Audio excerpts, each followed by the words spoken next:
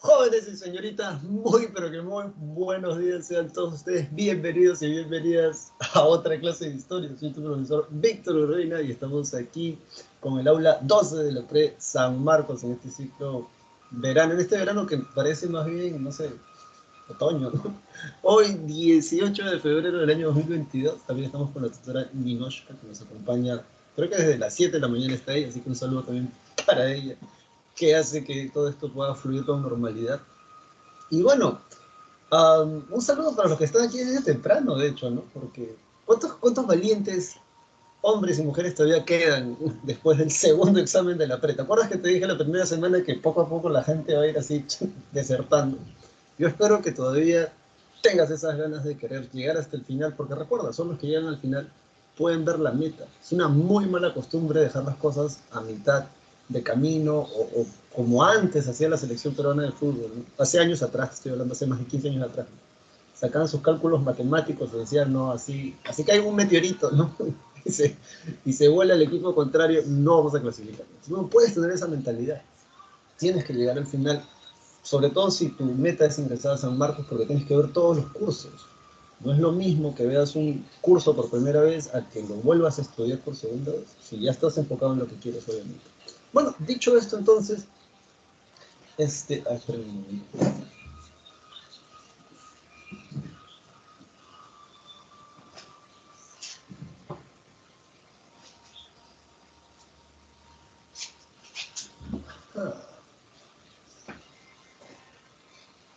Bueno, la clase de hoy abarcan 100 años de historia del Perú. Y ya sabes que mientras más nos vamos acercando al presente, hay más información. Así que, bueno, yo voy a tratar de hacer esto de la mejor manera posible, obviamente para que tú puedas aprovechar esto de cara a tu examen, ¿verdad? Que es lo que nos interesa a nosotros. Por cierto, ya tuvieron su segundo examen, ¿verdad? O todavía, o me he confundido. Bien, vamos a compartir pantalla. Creo que esto es así. Ay, gracias. Catering. ¿Y cómo les fue? Yo espero que todas las preguntas en historia al menos las hayamos desarrollado en clase. Muy buenos días, Álvaro. Rodrigo, ahora sí puedo verlo como usted en la pantalla completa del escritorio. Porque si no, ya sabes, yo no te puedo escuchar, ¿no? Todo por el chat.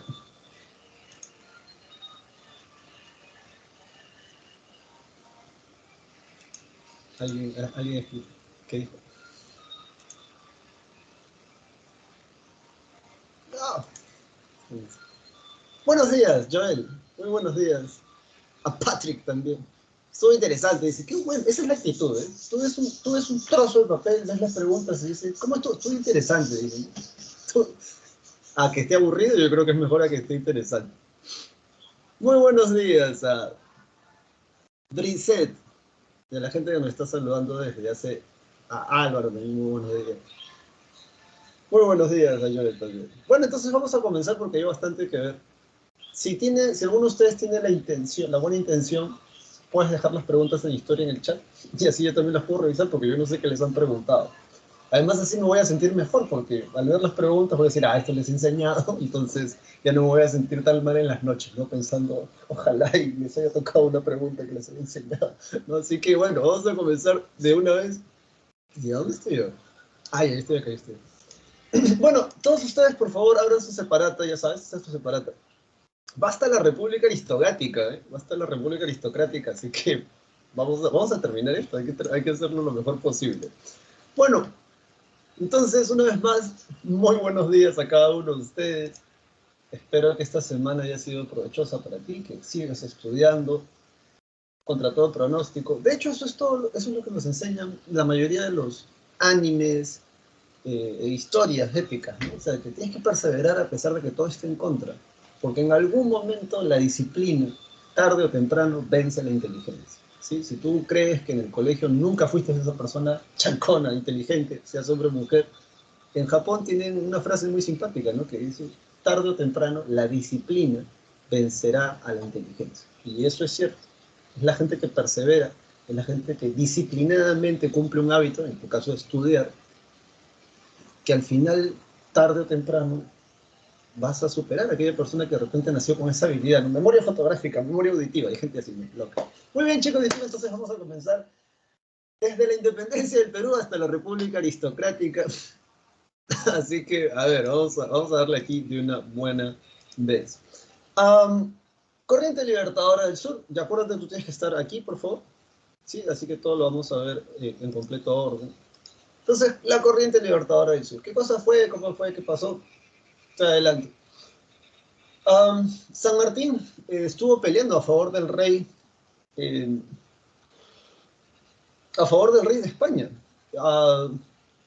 durante las Cortes de Cádiz, porque ¿qué cosas son las Cortes de Cádiz?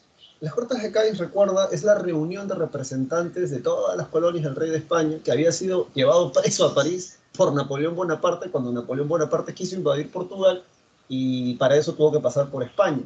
El norte de España, que casualmente queda con frontera con Francia, eran los que más, digamos, querían este tipo de gobierno que el pueblo francés había propuesto, acuérdate, con la Ilustración, una sociedad de clases, todos somos iguales ante la ley. Pero lo que ellos, y entonces cuando el ejército napoleónico pasa por España, recuerda que le dicen al rey, ¿no? Carlos IV, nos vamos a quedar con tu reino, y Carlos IV finalmente abdica en el motín de Aranjuez, se llama ese motín, que por cierto ha sido pregunta en el general hace años, aquí de repente ni te lo van a preguntar, pero te lo digo, en el motín de Aranjuez, el rey Carlos IV, no te vayas a confundir con el tercero, que es el que hace las reformas borbónicas, el rey Carlos IV renuncia al trono de España en favor de su hijo Fernando VII, y cuando Napoleón se entera de eso, se lo lleva preso a Fernando VII a París. Invaden Portugal, tú ya sabes cómo fue eso, pero entonces en el norte de España crean un reino y se lo dan al hermano de Napoleón Bonaparte, José Bonaparte, apodado Pepe Botella, decían que bebía mucho, rollos de ese tiempo, de esa gente de allá. ¿Y cuál es la diferencia? Que José Bonaparte iba a ser un monarca constitucional. Tú ya sabes lo que es eso, ¿verdad? Es un monarca que no está por voluntad divina, que no concentra todos los poderes del Estado, sino más bien gobierna este monarca a través de una constitución que está hecha por representantes del pueblo. Todo el sur de España, que ya sabes que no tiene frontera con Francia, bueno, geográficamente no, más bien se organizan para la defensa en favor del rey, y ellos son los que convocan las Cortes de Cádiz. San Martín pelea a favor de Fernando VII, solo que ocurre algo bastante chistoso, ¿no? Cuando finalmente Napoleón Bonaparte es derrotado en la batalla de Waterloo, a Fernando VII, la Santa Alianza, ¿te acuerdas? Este ejército unido en conjunto de las monarquías absolutistas, lo restituyen en el trono, y ya sabes que la Santa Alianza lo que propone, acuérdate, también tiene que ver con la ideología conservadora, es defender el absolutismo, defender la sociedad de antiguo régimen, ya sabes, nobles, plebe, y cuando la gente que había peleado por él, que eran los españoles del sur, los que habían convocado a las Cortes de Cádiz y que hacen la constitución llamada la Pepa, porque fue promulgada el día de San José, para la gente que es cristiana católica, más o menos me entiende lo que estoy hablando. Cuando los súbditos que habían peleado por él le presentan la constitución a Fernando VII, que había sido rescatado por la Santa Alianza, que ya sabes que promueve monarquías absolutistas, al ver la constitución, les dice que no. Les dice que él es un monarca absolutista y que no puede permitir pues, que gobernar o que su poder se vea limitado, ¿no? Por una constitución. Y eso va a ser un baldazo de agua feo para la gente que había peleado por él. Cuando San Martín, don José de San Martín, regresa de España a lo que en la actualidad vendría a ser Argentina, sus compañeros le van a decir, che, pelotudo, boludo, aquí estamos peleando por la independencia. Te unes, y entonces San Martín dijo que ya, no, o sea, ya yo me pliego. ¿Qué están haciendo? Y bueno, lo que le trataban de explicar a San Martín, o lo que le explicaron finalmente, fue que, a ver, así de una manera un poco chusca, vamos a hacer esto, fue que, imagínate que esto es América del Sur, ¿no? Así, a muy grosso modo, obviamente, no queremos ofender a nadie. Pero lo que le habían dicho es que ellos habían tratado de llegar por el Alto Perú. En la actualidad, ya sabes, el Alto Perú vendría a ser la frontera, ¿no? Entre Bolivia y Perú, pero que las dos veces que habían tratado de llegar por el Alto Perú habían fracasado. Entonces, don José de San Martín les dice, pero en vez de irnos por el Alto Perú, desde Buenos Aires, en vez de irnos desde el Alto Perú, ¿por qué no hacemos la finta de que estamos yendo al Alto Perú y pácata, cruzamos a lo que en la actualidad vendría a ser Chile? Independizamos la Capitanía General de Chile, que era un lugar más bien militarizado. Las capitanías por lo general son lugares donde hay más población militar, por así decirlo, o sea, soldados, y población nativa indígena. Bien, no hay tantas ciudades hispanas. Entonces, eso es lo que van a terminar haciendo. Y va a ser toda una proeza, cruzar los Andes. Simón Bolívar también los va a cruzar, pero el caso es que van a hacer el amago de que se están yendo por el Alto Perú, cruzan a lo que vendría a ser Chile, Santiago de Chile, independizan la Capitanía General de Chile, la batalla de Chacabuco, en la batalla de Maipú. Eso no creo que la Prete lo pregunte, ¿no? Pero acá está de todas maneras. Batalla de Maipú, Libertad de Chile. En la batalla de Chacabuco, si no me equivoco, una de esas batallas sella el proceso de independencia chileno. A ver si lo tengo por acá. Ya, bueno, batalla de Maipú, batalla de Chacabuco. Sigue la que está aquí, que no está en tu separata. Independizan entonces la Capitanía General de Chile y una vez independizado Chile, que era el proyecto de San Martín, tienen libre acceso al mar. Le dan el mando al Lord Thomas Cochrane, el mando de los barcos independentistas, del bando patriota, desembarcan en la bahía de Paracas. Supuestamente ahí se le ocurre, ¿no?, lo de los colores de la bandera, pero el caso es que desembarcan en la bahía de Paracas y el virrey que está gobernando en ese momento es el virrey Pezuela. Y aquí hay un dato curioso. Debes de saber que durante las Cortes de Cádiz, el virrey que gobernaba Perú era Abascal. Y es un dato muy interesante porque recuerda que en Hispanoamérica se forman las juntas de gobierno. Profesor, no sé qué es una junta de gobierno. Las juntas de gobierno se crean al interior de los cabildos en todo el territorio hispanoamericano y se crean, cabildo, profesor, una alcaldía, ¿ya? Una alcaldía. Entonces, en las alcaldías, por así decirlo, se crean representantes. Estos representantes son criollos y ellos, tomando la teoría rusoniana, van a argumentar, además de una posible invasión francesa, que se van a autogobernar, desobedeciendo a los virreyes, porque como el rey Fernando VII está preso, le decían, pero si el rey está preso y usted virrey representa al rey, usted ya no tiene poder. Entonces nosotros nos vamos hasta a autogobernar hasta que el rey vuelva a estar, digamos, en libertad, ¿no? Y el poder, como el rey está preso, el poder que emana del pueblo, por eso es teoría rusoniana, debe de devolverse al pueblo. Entonces nosotros, las juntas de gobierno, nos vamos a autogobernar. El virrey del Río de la Plata, o sea, lo que en la actualidad vendría a ser Argentina, Buenos Aires, el virrey de Nueva Granada, si no me equivoco, en la actualidad vendría a ser Colombia, ellos dos van a decir, está bien, autogobiernense, pero tú ya sabes que el virreinato más antiguo de esta zona, de estas tierras, era el virreinato del Perú. Y el virrey que dijo, me chupa un dedo con su junta de gobierno, ustedes van a obedecerme hasta que el rey Fernando VII sea liberado, fue el virrey Abascal. Aunque tú no lo creas, desde Lima el virrey Abascal sofoca casi todas las juntas de gobierno en Hispanoamérica, casi todas. Creo, si mal no recuerdo, la única que no sofoca a Abascal es la de Buenos Aires. ¿Y por qué no la puede sofocar? Porque argumentaban que estaba muy lejos y que además la gente en esa zona del mundo, o sea, en el virreinato de Río de la Plata, sí querían la independencia. Entonces, no pudo sofocar el virrey Abascal. Pero todas las demás, el virrey Abascal las va a sofocar. La de Bogotá, la de Guayaquil, la de Quito, la de Cusco, etcétera, etcétera, etcétera. Desde Lima van a sofocar esas juntas de gobierno. El virrey Abascal se retira, el nuevo virrey es Pezuela, y a Pezuela le van a reclamar mucho el hecho de que tenga a los patriotas ya en Lima. Cuando San Martín desembarca en la bahía de Paracas, los oficiales realistas al virrey Pezuela le van a decir que es un inepto, que ya tiene a los patriotas en Lima. Se van a reunir los representantes de San Martín y el representante del virrey Pezuela, en la conferencia de Miraflores.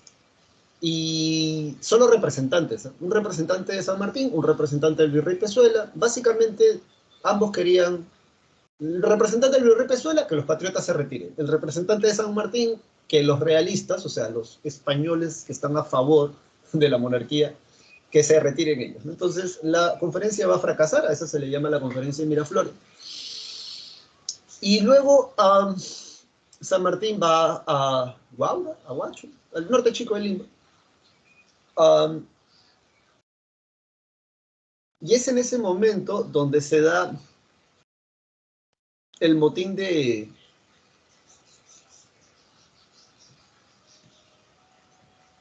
El motín de Asnapuquio.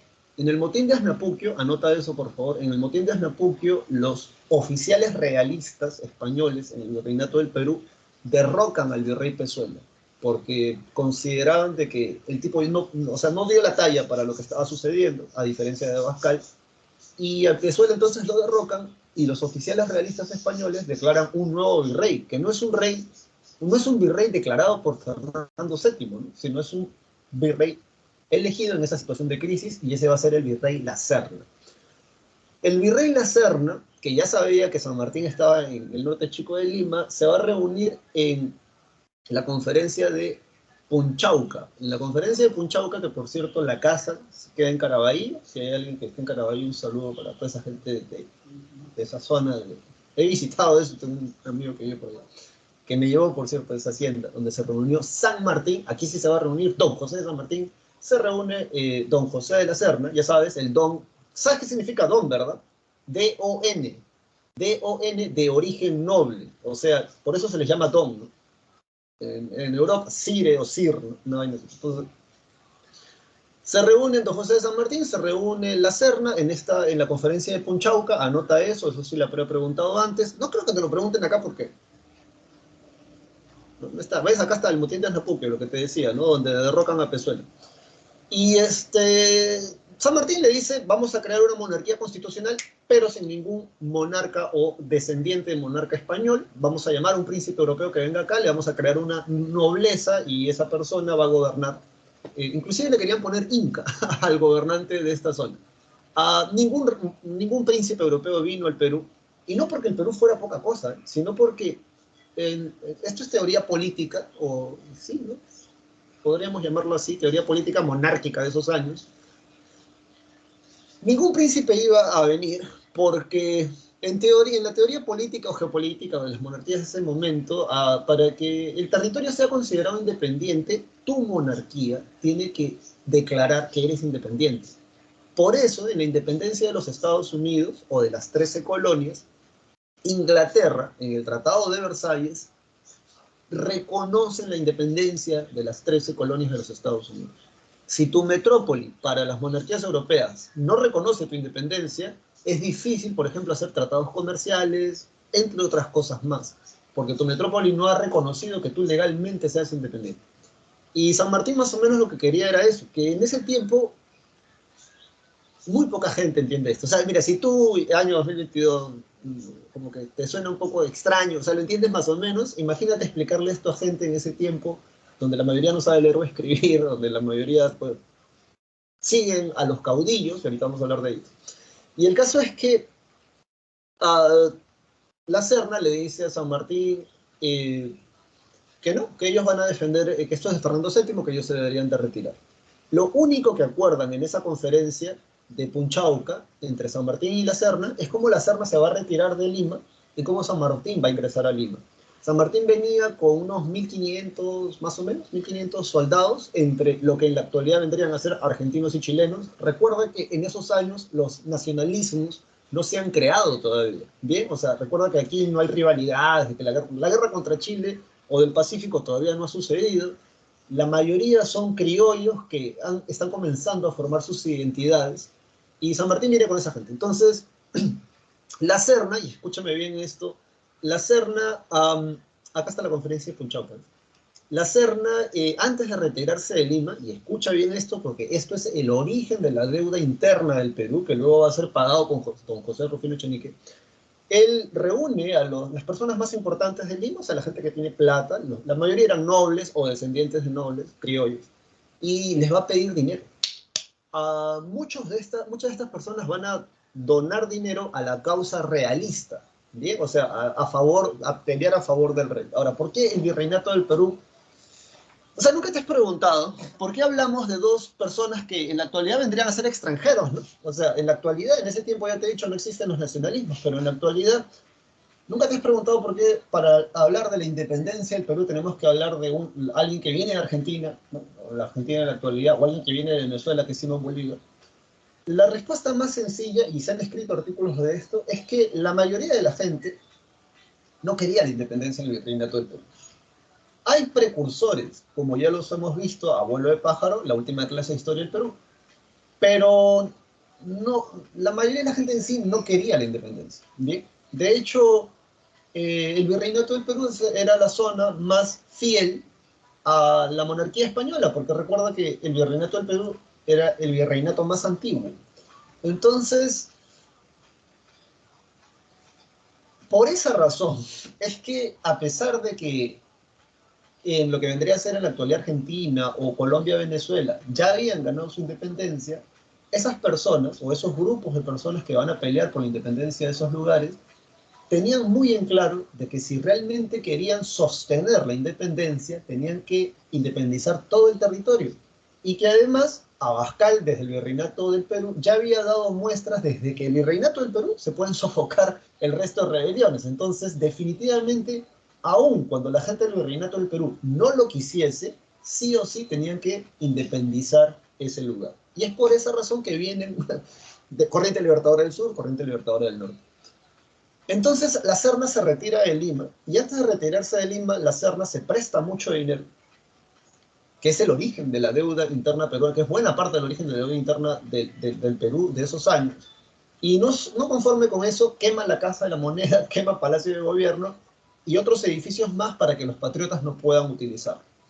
Por el bloqueo comercial a los puertos en Lima que estaba haciendo Lord Thomas Cochrane, los productos alimenticios en la capital, en el Virreinato del Perú, en esos años comenzaron a subir de precio. La Serna se lleva a todos los soldados, todos los oficiales, o sea, la gente que controla el orden y la seguridad, entre comillas, ponte como la policía de ese tiempo, y entonces tú eres, imagínate, tú eres un noble en Lima en esos años, y tú ves que la comida comienza a subir de precio de manera así horrible, y los asedios, los sitios de las ciudades son feos.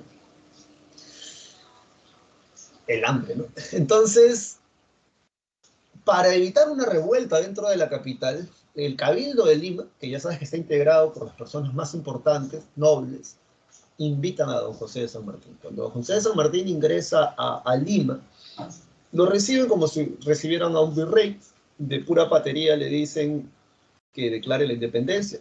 Él ya la había declarado, creo que en Jauja. Eh, y le van a dar a la redacción a, del acta de independencia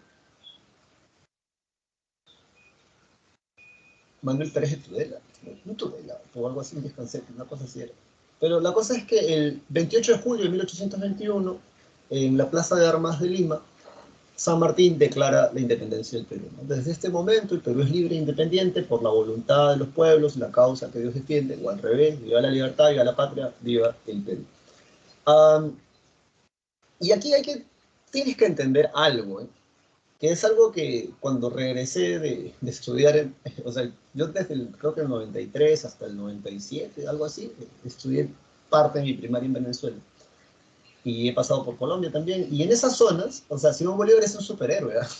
O sea, en Venezuela, Colombia, Ecuador, en Bolivia, Simón Bolívar es un superhéroe. Y acá en Perú no. Y entonces yo me preguntaba por qué, ¿no? ¿Por qué? Porque no sé si tú lo entiendes, pero San Martín declara la independencia del Perú, pero que la declare no significa que sea realmente independiente. De hecho, San Martín declara la independencia del Perú, pero los realistas, o sea, la gente que apoya a la monarquía española, estaba en el sur del Perú. O sea, todavía habían españoles en el Perú. Se declara la independencia, pero el Perú no es, en términos reales, independiente. San Martín entonces inicia lo que se conoce como el gobierno del protectorado. Vamos a ver, acá. Ajá, acá. El protectorado de San Martín. Sobre el protectorado de San Martín, tal vez debes recordar lo siguiente. San Martín lo primero que hace es crear los estatutos provisorios. Así escríbelo. San Martín da un conjunto de leyes llamadas los estatutos provisorios. Bien, entonces eso escríbelo por ahí. En esos estatutos provisorios, San Martín le preguntan, ¿no? O sea, don José de San Martín, ¿por qué provisorios? Provisionales, ¿no? Estatutos provisionales, leyes provisionales, porque San Martín decía los propios peruanos deben de redactar su propia constitución. Sin embargo, la Prete puede preguntar estas leyes, por ejemplo, la ley de libertad de vientre. San Martín dice que todos los hijos de esclava que nazcan después del 28 de julio de 1821 en adelante son libres, pero seguían trabajando como, o sea, son libres en teoría, ¿no? Ya no van a ser, en teoría, tratados como esclavos, pero iban a seguir siendo mano de obra de las haciendas, ¿no? Entonces, una cosa así rara. Y por eso también, ¿no? Como San Martín da la libertad de vientres, Ramón Castilla, que es un caudillo, presidente que viene más adelante, tiene que dar después la liberación de todos los esclavos, porque todavía, para la época de Ramón Castilla, habían esclavos en el Perú. Abolió el tributo indígena, la mitad minera, para calmar, dice, ¿no? Para calmar a las masas populares. Organiza el Estado peruano, dio la libertad de imprenta, crea la Sociedad Patriótica de Lima. La Sociedad Patriótica de Lima, para condecorar, si no me equivoco, a aquellos que habían peleado por la independencia del Perú, y aparte crea la Orden del Sol. La Orden del Sol, en el proyecto monárquico constitucional de San Martín, quería crear una nobleza para que le sirva de corte real al nuevo rey que iba a venir supuestamente de Europa. Ya te expliqué que nadie vino porque muchos príncipes decían el virreinato del Perú sigue siendo territorio español. Y por esa razón, y algo que te puede preguntar la PRE, es ¿cuál es el proyecto político de San Martín? El proyecto político de San Martín es crear una monarquía constitucional.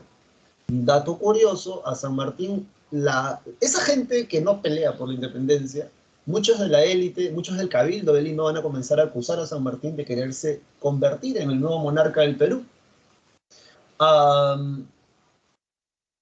Obviamente esto era falso, y ellos van a plantear, ¿no? Una república constitucional. Ahora, a San Martín no es que a él se le ocurra una monarquía constitucional porque le nació de sus santos cojones, ¿no? En realidad hay un análisis previo que, por cierto, lo hace Monteagudo. Muchos dicen que también la élite de Lima a Monteagudo no lo pasaba, que era el ministro de guerra de San Martín, porque era morocho, era prieto, y ya sabes que en ese tiempo hay nobles, ¿no? Entonces, um, en ese proyecto ellos decían, ¿no? O sea, la gente que vive en el virreinato del Perú no está acostumbrada a esta idea liberal que viene, ¿no? De Europa, de tú eres un ciudadano, tú ya no eres parte de una casta, tú ya no eres parte de un estamento, tú eres un ciudadano y todos somos iguales ante la ley. ¿Qué es esto, no? La república, ¿no? Es una república constitucional. Ah, entonces, como están tan acostumbrados, ¿no? Decían, a vivir bajo monarcas, como en la época del Inca o como en la época de los virreyes, entonces lo normal sería ser una monarquía constitucional. Y obviamente el cabildo aquí, la élite limeña, se va a negar a eso. Ellos van a proponer una república constitucional y además de eso van a empezar a criticar a San Martín a través de la prensa. Ya bastante mosqueado, bastante fastidiado San Martín, suceden varias cosas. La primera cosa que sucede es que San Martín no tenía cómo pagarle el salario a sus soldados. La élite, el cabildo de Lima se negaba a darle dinero porque decían que la Serna se lo había llevado todo. Poco a poco a San Martín lo fueron dejando los soldados porque, o sea, es bien yuca dar la vida por la patria y que no te paguen. Y encima no es un buen salario, ¿eh? Es un salario bastante magro, al menos para los soldados rasos. Y bueno, en ese interín de cosas se crea la Biblioteca Nacional del Perú, la que está en Abancay, por cierto, el himno nacional, la bandera. Um, y aquí pasa lo siguiente. Guayaquil, que es lo que vendría a ser en la actualidad Ecuador, en este proceso de independencia, en las reformas borbónicas, todo ese territorio de Guayaquil primero, originalmente pertenecía al Virreinato del Perú. Cuando llegan las reformas borbónicas, ese territorio pasa al Virreinato de Nueva Granada, que vendría a ser Colombia en la actualidad.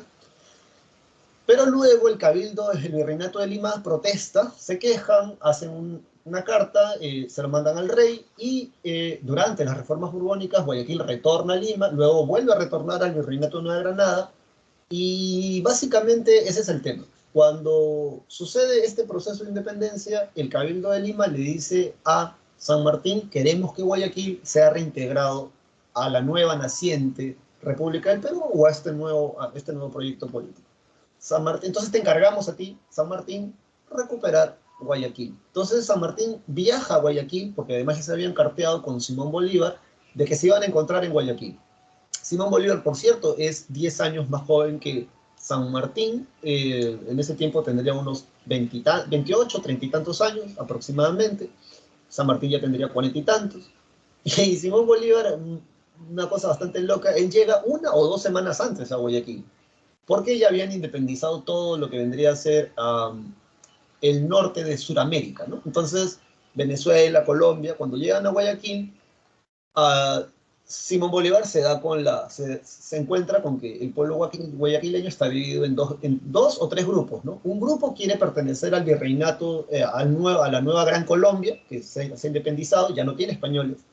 Otro grupo quiere pertenecer al virreinato del Perú. El problema con eso, con ellos, es que les decían, pero en el Perú todavía hay españoles, ¿no? En cambio en el norte ya no, los que vienen con la corriente libertadora del norte. Y había otro grupo que quería la independencia completa, pero en ese momento nadie les dio pelota, nadie les dio balón. Así que cuando Simón Bolívar llega, antes de que se entreviste con San Martín, 1 semana antes o 2 semanas antes, Simón Bolívar dice, vamos a votar. O sea, yo no voy a decidir, ¿no? Simón Bolívar no dice, yo no voy a decidir a dónde van a pertenecer ustedes. Voten y decidan. Y en la votación deciden, la mayoría de los guayaquileños de ese tiempo, de la gente que vive ahí, quedarse para el lado de la Gran Colombia, porque ya no habían españoles y estaban completamente libres. Cuando San Martín llega a Guayaquil, ya los guayaquileños habían decidido quedarse para el lado de la corriente libertadora del norte, lo que vendría a ser la Gran Colombia. Así que lo único que acuerdan es cómo San Martín va a salir de Lima y cómo Simón Bolívar va a ingresar por invitación del Congreso. Simón Bolívar cuando ingresa, a diferencia, cuando Simón Bolívar ingresa a lo que vendría a ser en la actualidad el Perú, él ingresa por invitación del nuevo Congreso peruano que se había formado antes de la salida de San Martín. Entonces ponte a pensar que lo único que le pide el Cabildo de Lima a San Martín, un cabildo que además lo criticaba mucho a través de la prensa, era recuperar Guayaquil. Eso San Martín no va a poder hacer. Cuando San Martín retorna al puerto del Callao, que creo que fue entre los meses de agosto o septiembre, creo que fue el septiembre, si no me equivoco, San Martín, ese mismo día que él llega al puerto del Callao, para que tú veas el contexto, que esto no te lo cuentan en el cole, ¿no? San Martín va a lo que vendría a ser Pueblo Libre, la Magdalena, ahí hay una casa que todavía se recuerda, porque ahí durmió Simón Bolívar, en esa casa también durmió San Martín, y allí San Martín convoca al primer Congreso Constituyente. Él renuncia y ese mismo día se devuelve el puerto del Callao y se quita del Perú y nunca más viene. Por ahí una vez leí que San Martín se fue diciendo del Perú solo me llevo las heridas de guerra, ni las medallas, ni los honores los quiero. Se fue con menos de 400 soldados o menos de 200 soldados, de los 1500 que habían llegado con él, y se quitó. Entonces, recuerda por favor esto, ¿no? San Martín se va, convoca el primer Congreso Constituyente y tú ya sabes, un Congreso Constituyente, ¿para qué sirve? Ya te enseñé, para redactar una constitución. Entonces, ¿cuál es el objetivo de este Congreso? Redactar una constitución, establecer el régimen político del Perú, se impuso la República, es el proyecto de nuestros padres de la patria, y Francisco Javier Luna Pizarro es el presidente de este Congreso, de este Congreso Constituyente. Bien, eso te debe de quedar claro. Francisco Javier Luna Pizarro, el presidente de este Congreso Constituyente. Entonces, luego de esto,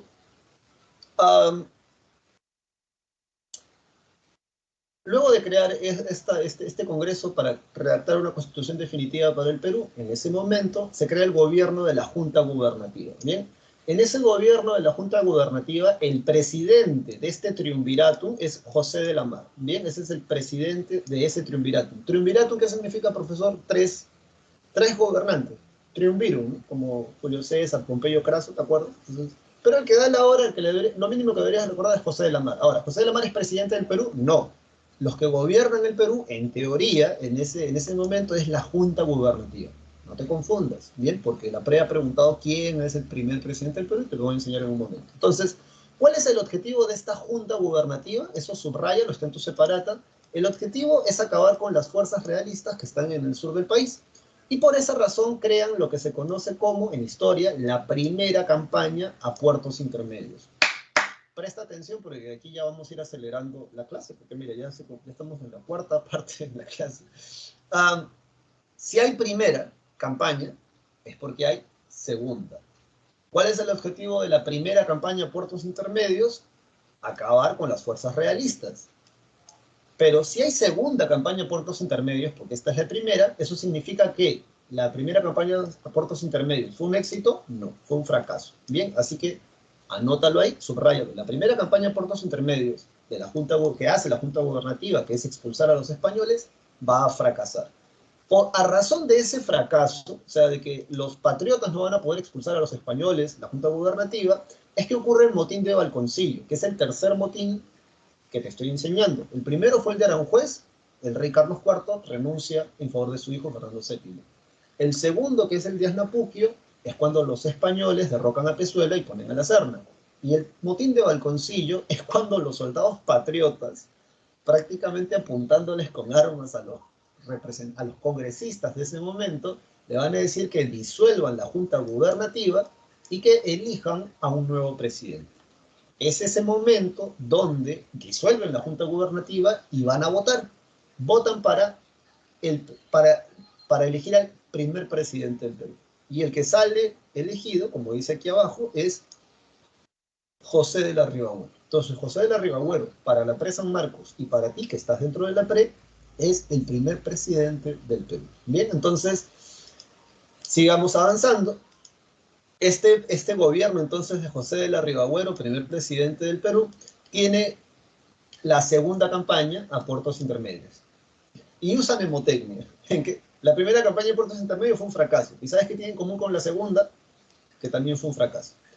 Producto de esto, o sea, de que don José de la Serna no puede tampoco acabar con los españoles, y mira que él va a gobernar meses nada más, de febrero a junio de ese año. Según la historia oficial, y esto es lo que dicen la mayoría de los investigadores, ojo, a este sujetazo, primer presidente de nuestro país, naciente, se le intercepta una carta dirigida a don José de la Serna diciéndole que si le perdonaba la vida a él y a sus compañeros, le entregaba Lima. Cuando los patriotas interceptan esta carta, obviamente le van a decir, te pasaste de vivo, te destituimos de la presidencia. Y eso va a ocurrir en junio. Lo destituyen, lo declaran traidor a la patria. Ribagüero se niega, huye a Trujillo y ahí crea un gobierno paralelo. No es broma, crea un gobierno paralelo. Y es ese momento donde el Congreso dice destituye a Ribagüero y nombró a Torre-Tagle. Entonces Torre-Tagle es el segundo presidente del Perú, pero tiene una cosa en común con el primero. A él también se le intercepta una carta dirigida a la Serna, diciéndole que si le perdonaba la vida a él y a sus amigos, que estaban en ese momento en el Real Felipe, les entregaba el Real Felipe a la Serna. Entonces, cuando los patriotas se van al Real Felipe al mando de Torre-Tagle, la Serna vuelve a Lima. Y están a punto ya de perder la independencia, ¿no? O sea, al menos, o a la declaración. Es en ese momento donde Antonio José de Sucre, que estaba con los patriotas en el Real Felipe, habían huido de Lima. Antes Lima y Callao no se tocaban, por cierto. La única vía de acceso de Lima al Callao era la avenida Colonial, que por cierto, según los informes de ese tiempo, si no ibas acompañado te podían asaltar, había muchos asaltantes. 200 años después siguen habiendo muchos asaltantes en esa avenida, pero el caso es que es ese momento donde el Congreso, encerrado en el Real Felipe, le manda una carta de invitación a Simón Bolívar. Cuando Simón Bolívar ingresa con todo el ejército de la Gran Colombia, él ingresa por invitación del Congreso peruano. Cuando la Serna se entera de esto, la Serna huye de nuevo a la sierra y ya te dije, ¿no? Lo declararon también traidor a Torre-Tagle, ¿no? Porque también le interceptan una carta. Qué triste, ¿no? Que los dos primeros presidentes de nuestro país hayan sido traidores a la patria. Tenemos ese estigma, creo, ¿no? Ojalá y después de estos 200 años las cosas cambien. Entonces, bueno, venimos a hablar ahora de la corriente libertadora del norte y como te digo, voy a tratar de hacerlo un poco más rápido porque el tiempo se está extinguiendo prácticamente, ¿bien? Entonces, sucesos iniciales, lo primero que hace Simón Bolívar cuando llega es acabar con Ribagüero, que por cierto, según la ley marcial es leyes dadas en época de guerra. Según la ley marcial de Simón Bolívar, a Ribagüero lo que le tocaba era un tiro en la cabeza. Eso era lo que le tocaba a él por haber traicionado la causa patriota. Pero como Ribagüero era de origen noble, le va a perdonar la vida. Porque, ¿te acuerdas que te comentaba, no? O sea, ¿por qué en Perú Simón Bolívar no es tan, o sea, ¿por qué no lo ven bien? Siempre me preguntaba eso, ¿no? Porque en esta clase de tiempo vas a entender que en términos prácticos, Simón Bolívar de alguna manera hace más que San Martín. Ahora, no es que San Martín no quería hacer esas cosas o es que San Martín no tuviera esa intención. Lo que pasa es que San Martín, y eso es lo que va a decir autores como Lynch, que es uno de los tipos que ha investigado mucho sobre San Martín o sobre Simón Bolívar, él va a decir que era un gentleman, ¿no? O sea, San Martín no es práctico como Simón Bolívar. Eh, y San Martín, ¿qué quería hacer? Y no podía, porque no tenía apoyo en Lima de los que supuestamente defendían la causa patriótica.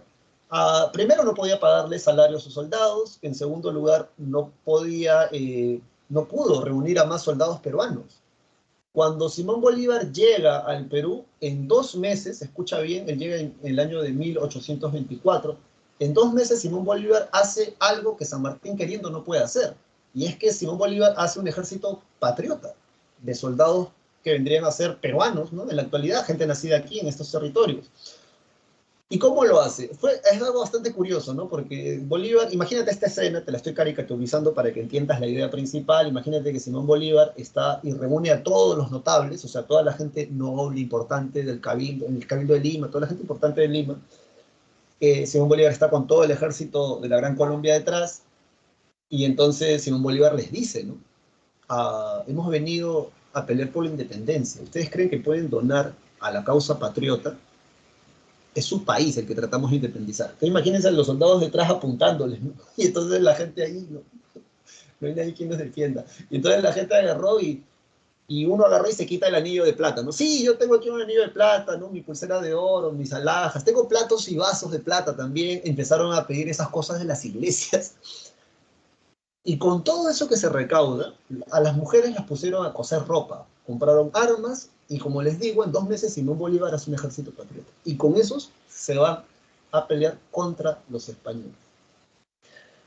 El Congreso del Perú lo declara dictador a Simón Bolívar. No vayas a pensar, como hay gente que creo que piensa en la actualidad, que Simón Bolívar, que le dicen en la historia dictador a Bolívar porque fue un déspota autoritario que gobernaba de espaldas a la población. No, estamos en clase de historia, recuerda.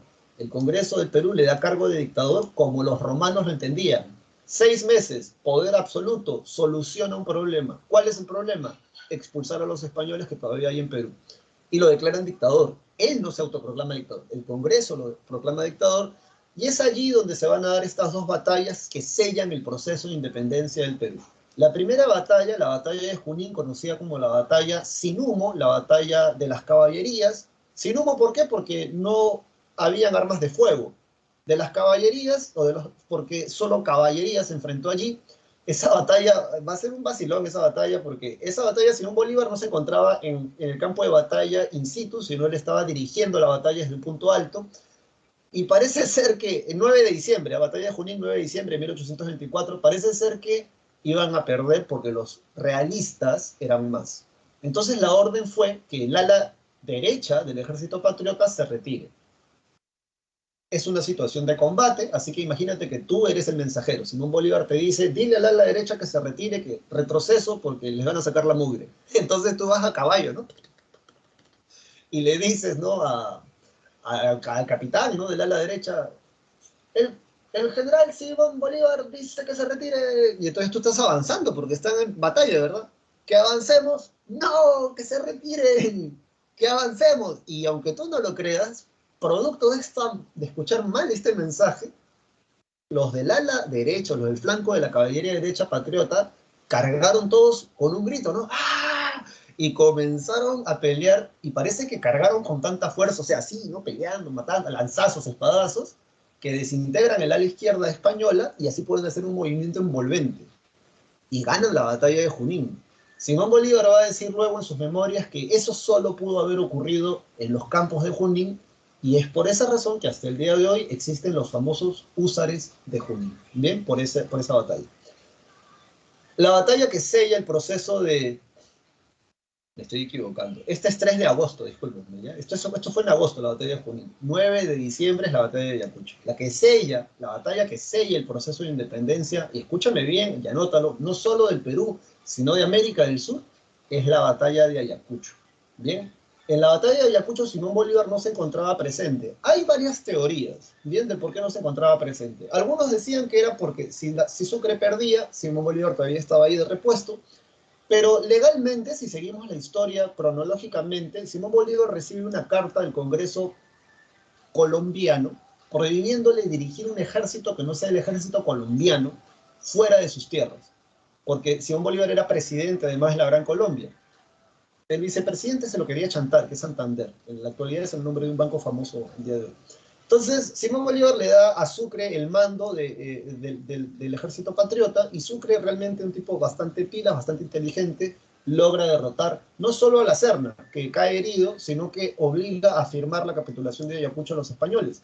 Canterac es el que va a firmar esta capitulación. Ahora, donde dice capitulación de Ayacucho, tú escribe, por favor, origen de la deuda interna peruana. Porque en la capitulación de Ayacucho, aunque tú no lo creas, bueno, acá dice, ¿no? La capitulación de Ayacucho tras la victoria patriota en los campos de la Quinoa, el general español Canterac no tuvo más remedio. Ya, acá no dice lo que quería contarte. Hay 5 cláusulas o 4 cláusulas principales de la capitulación de Ayacucho. La primera cláusula, escúchame bien, hasta donde yo tenía entendido, cuando uno gana una guerra, el que paga el costo de la guerra, porque tienes que pagar salario, armas, uniforme, la gente que se ha muerto, ¿verdad? Entonces, la inversión que has hecho. El que paga el costo de la guerra es el que pierde. Pero cuando se firma la capitulación de Ayacucho, la primera cláusula decía, o una de las primeras decía, que la naciente República del Perú reconoce como deuda propia la deuda interna. O sea, esa deuda que se había hecho la Serna, ¿te acuerdas que te dije? Ya. Entonces tú dirás, ¿qué? Sí. La segunda cláusula decía que todos aquellos españoles que quisiesen quedarse en el Perú con los mismos cargos que tenían en la época del virreinato, podían hacerlo. Y se iban a quedar con sus tierras, con sus casas y con su salario. Pero ahora para la naciente República del Perú. La tercera cláusula decía que si en caso no querían quedarse y querían retornar a España, el Perú les pagaba el boleto de regreso. Y no es chiste, no es broma, eso tú lo puedes leer, ¿bien? Entonces esa capitulación de Ayacucho un poco rara.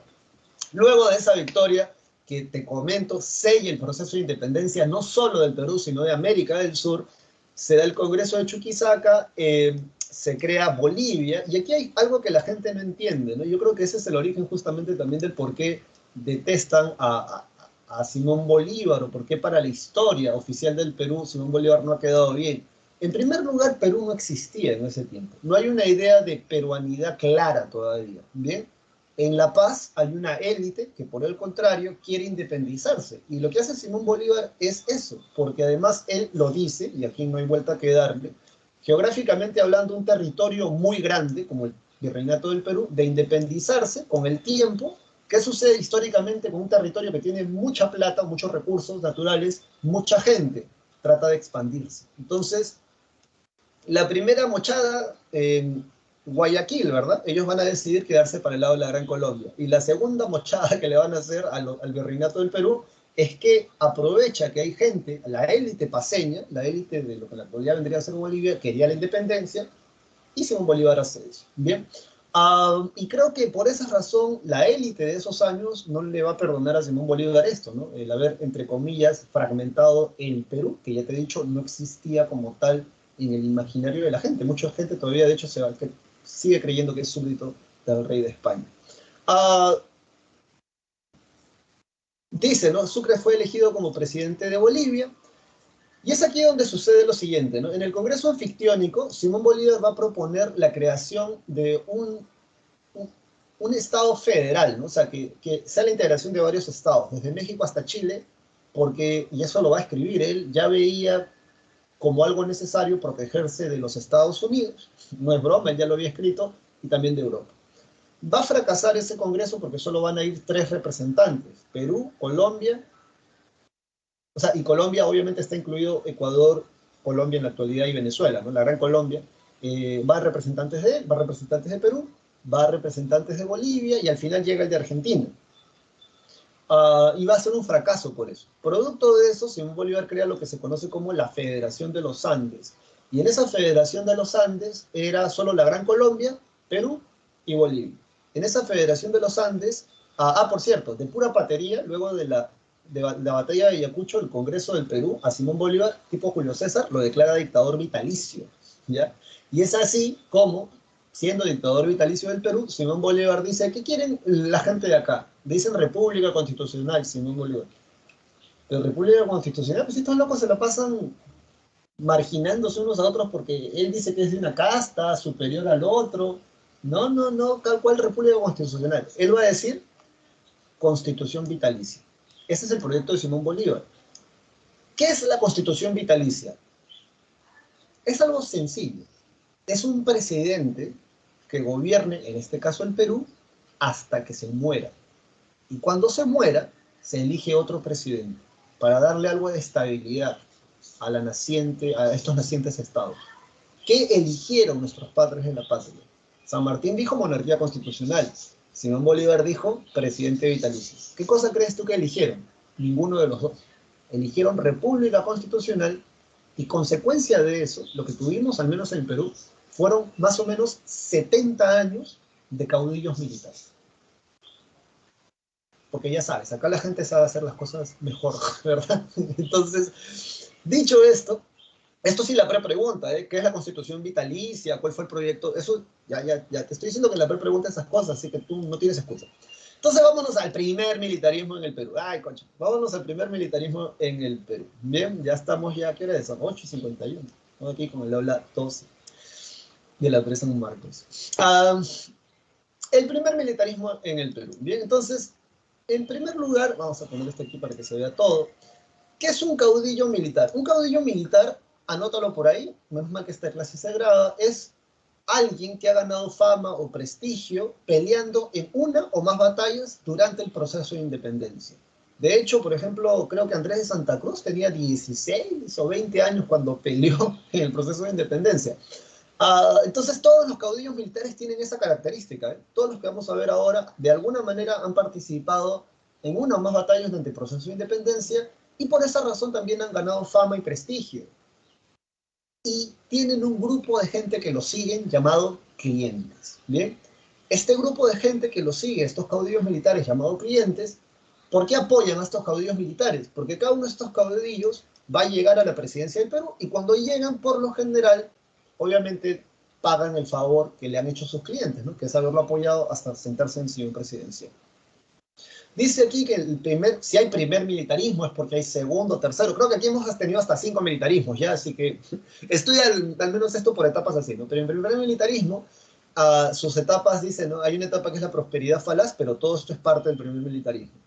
Aquí están las características que yo te invito a leerlas, porque, o sea, no va a haber tiempo. Estas características resumen lo que yo te voy a explicar en un momento con cada uno de los presidentes, ¿ya? Así que tú lees esto y nosotros vamos a seguir para adelante.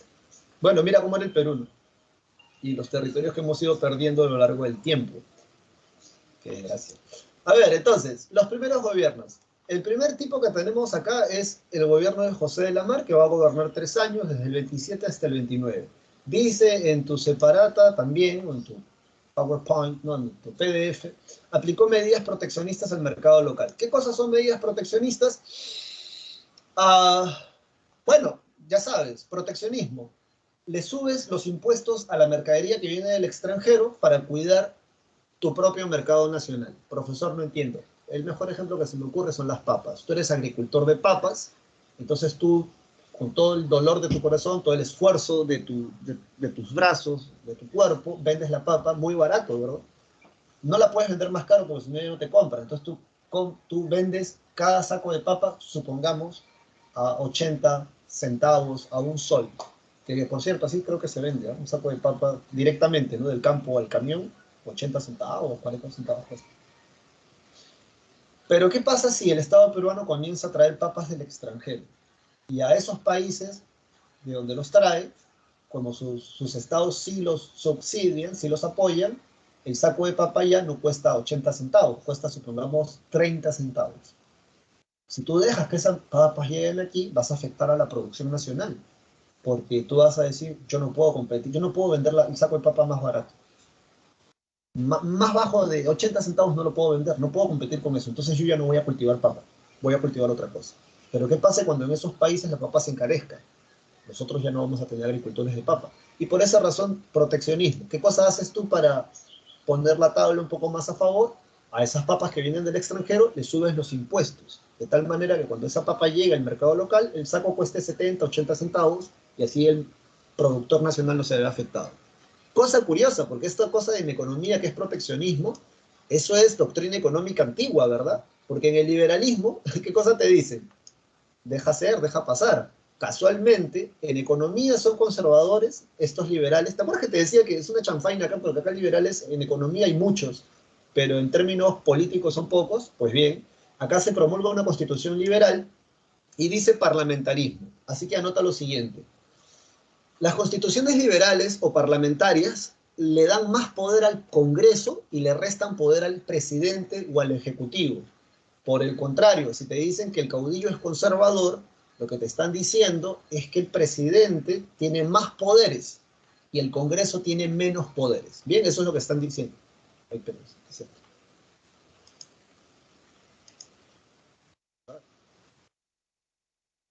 que desaparezca esto, pero no sé por qué apareció.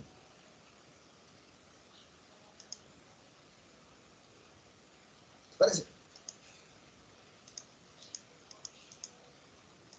¡Ah! Ya, bueno, no desaparece. Ah, ¿por qué no desaparece? Desaparece. Ya fue, ya, no desaparece. Bueno, entonces, uh, ¿qué cosa sucede en el gobierno de José de la Mar? Dice, ocupa Bolivia y la guerra contra la Gran Colombia. ¿Él termina esas guerras? No, él no las termina. De hecho, la guerra contra la Gran Colombia la estaba dirigiendo Agustín Gamarra, que tiene dos gobiernos. Así que cuando estudies esto, recuerda qué cosa hizo en su primer gobierno, qué cosa hizo en su segundo gobierno, tienes que estudiarlo así. Agustín Gamarra dice conservador, le da un golpe de Estado a José de la Mar, si eso es cierto, y si dice conservador, recuerda, él va a hacer una constitución donde le da más poderes al presidente, o sea, a él mismo, y le resta poderes al Congreso. Firma el Tratado de la Rea Gual, que era un tratado no limítrofe, sino era un tratado de paz que terminaba la guerra de la Gran Colombia con el Perú por Guayaquil, pero no era un tratado limítrofe, ¿correcto?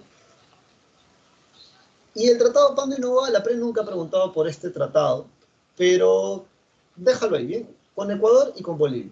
Oposición liberal desde el Congreso, Francisco González Vigil va a tratar de darle un golpe de Estado a Gamarra, va a fracasar, de hecho creo que su esposa, doña Pancha o Francisca de Subiaga, la esposa de Gamarra, la mariscala la van a llamar, porque a José de la Mar lo van a llamar el mariscal, lo va a defender, y ahí queda. Bien, entonces Agustín Gamarra quería que uno de sus partidarios, o sea, otro conservador como él, sea el que gane las elecciones del Perú. Cuando se van a candidatear, candidatean Luis de Orbegoso y Pedro Bermúdez. Pedro Bermúdez es otro conservador, igual que Gamarra, y como tú puedes ver, el que gana las elecciones es un liberal, que es Luis de Orbegoso. Luis de Orbegoso, como liberal, tú ya sabes cuál es la dinámica, el Congreso tiene más poder que el Ejecutivo, que la presidencia, afronta guerras civiles contra los conservadores.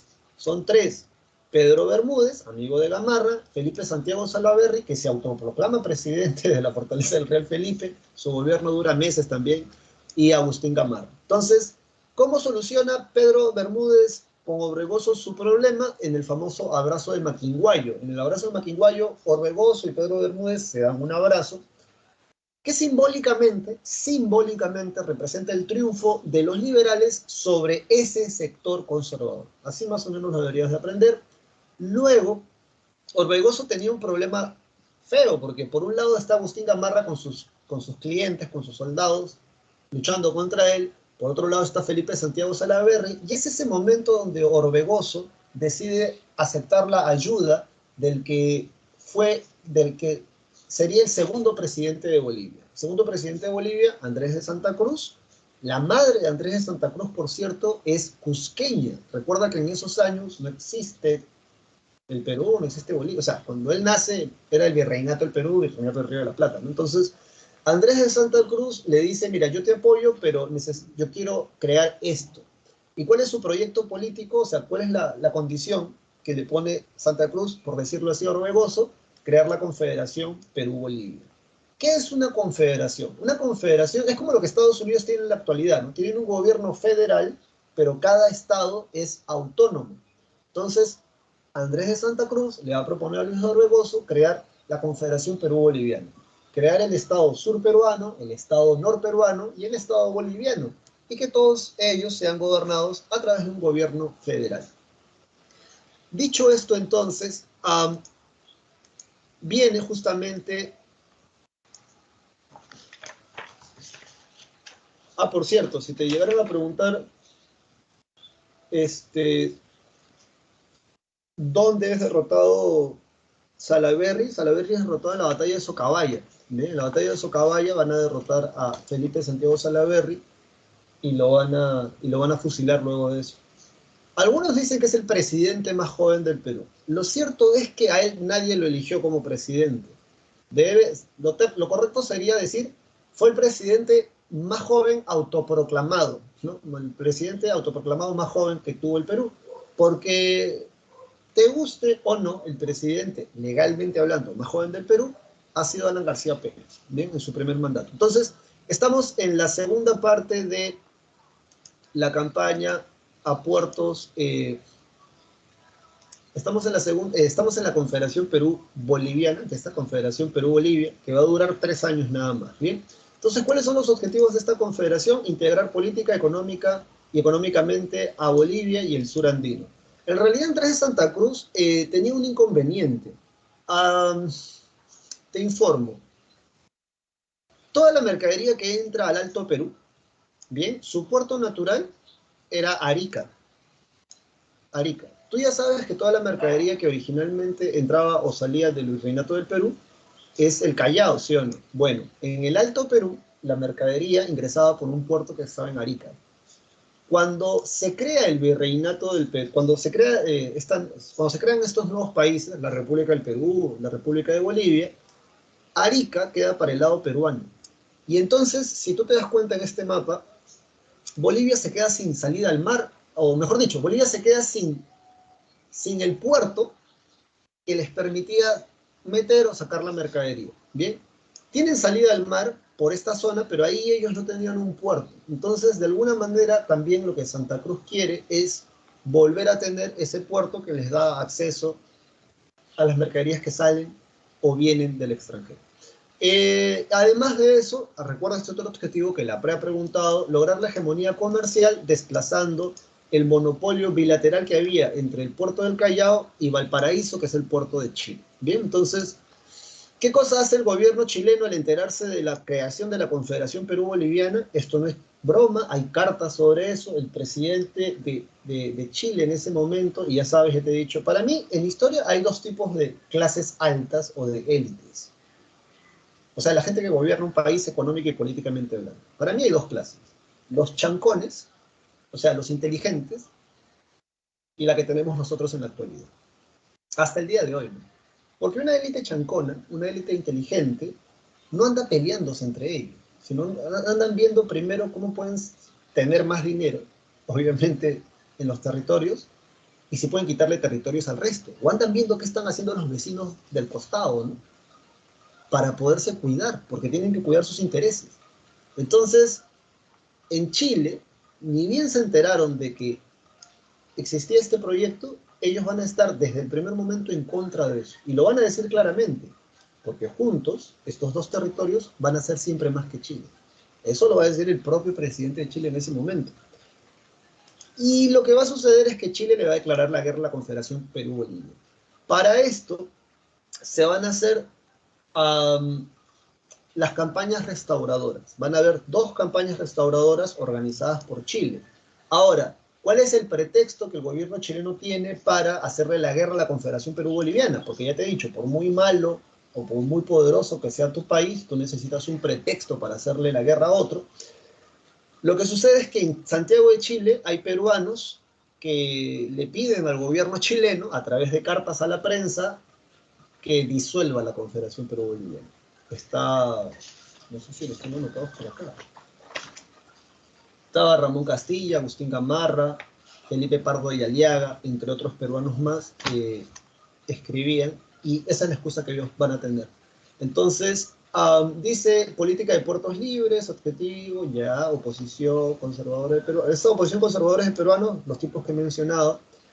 Y bueno, comercialmente afectados, ya esto ya está pactado. No me dice lo que me interesaba. Ya bueno, entonces, Chile organiza 2 campañas restauradoras. La primera campaña fue un fracaso, la segunda campaña es la que tiene éxito, en esta segunda campaña restauradora.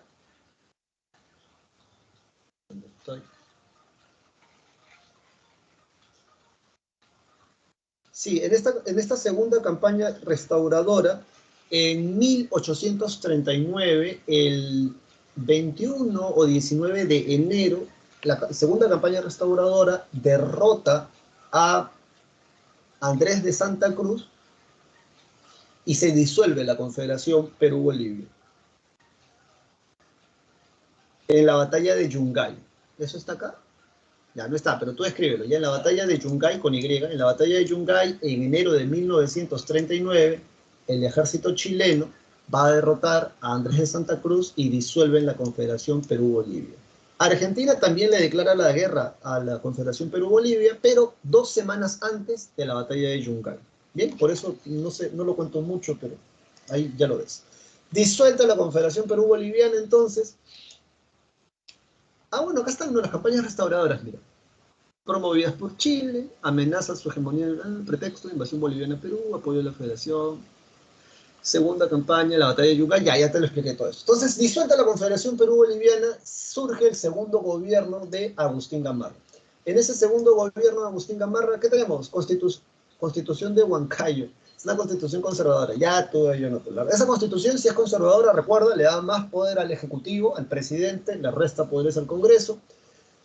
Agustín Gamarra también quería tener un tipo de integración con Bolivia, ¿ya? Pero aunque tú no lo creas, en la batalla de Ingavi, escribe la explicación, en la batalla de Ingavi, Bolivia sella su proceso de independencia, porque si Perú tiene que pelear contra España para ganar su independencia, Bolivia tiene que pelear contra Perú para ganar su independencia, ¿bien? Y es en esa batalla donde Agustín Gamarra fallece, ¿bien? Donde Agustín Gamarra fallece, ¿no? Ahí fallece, él muere.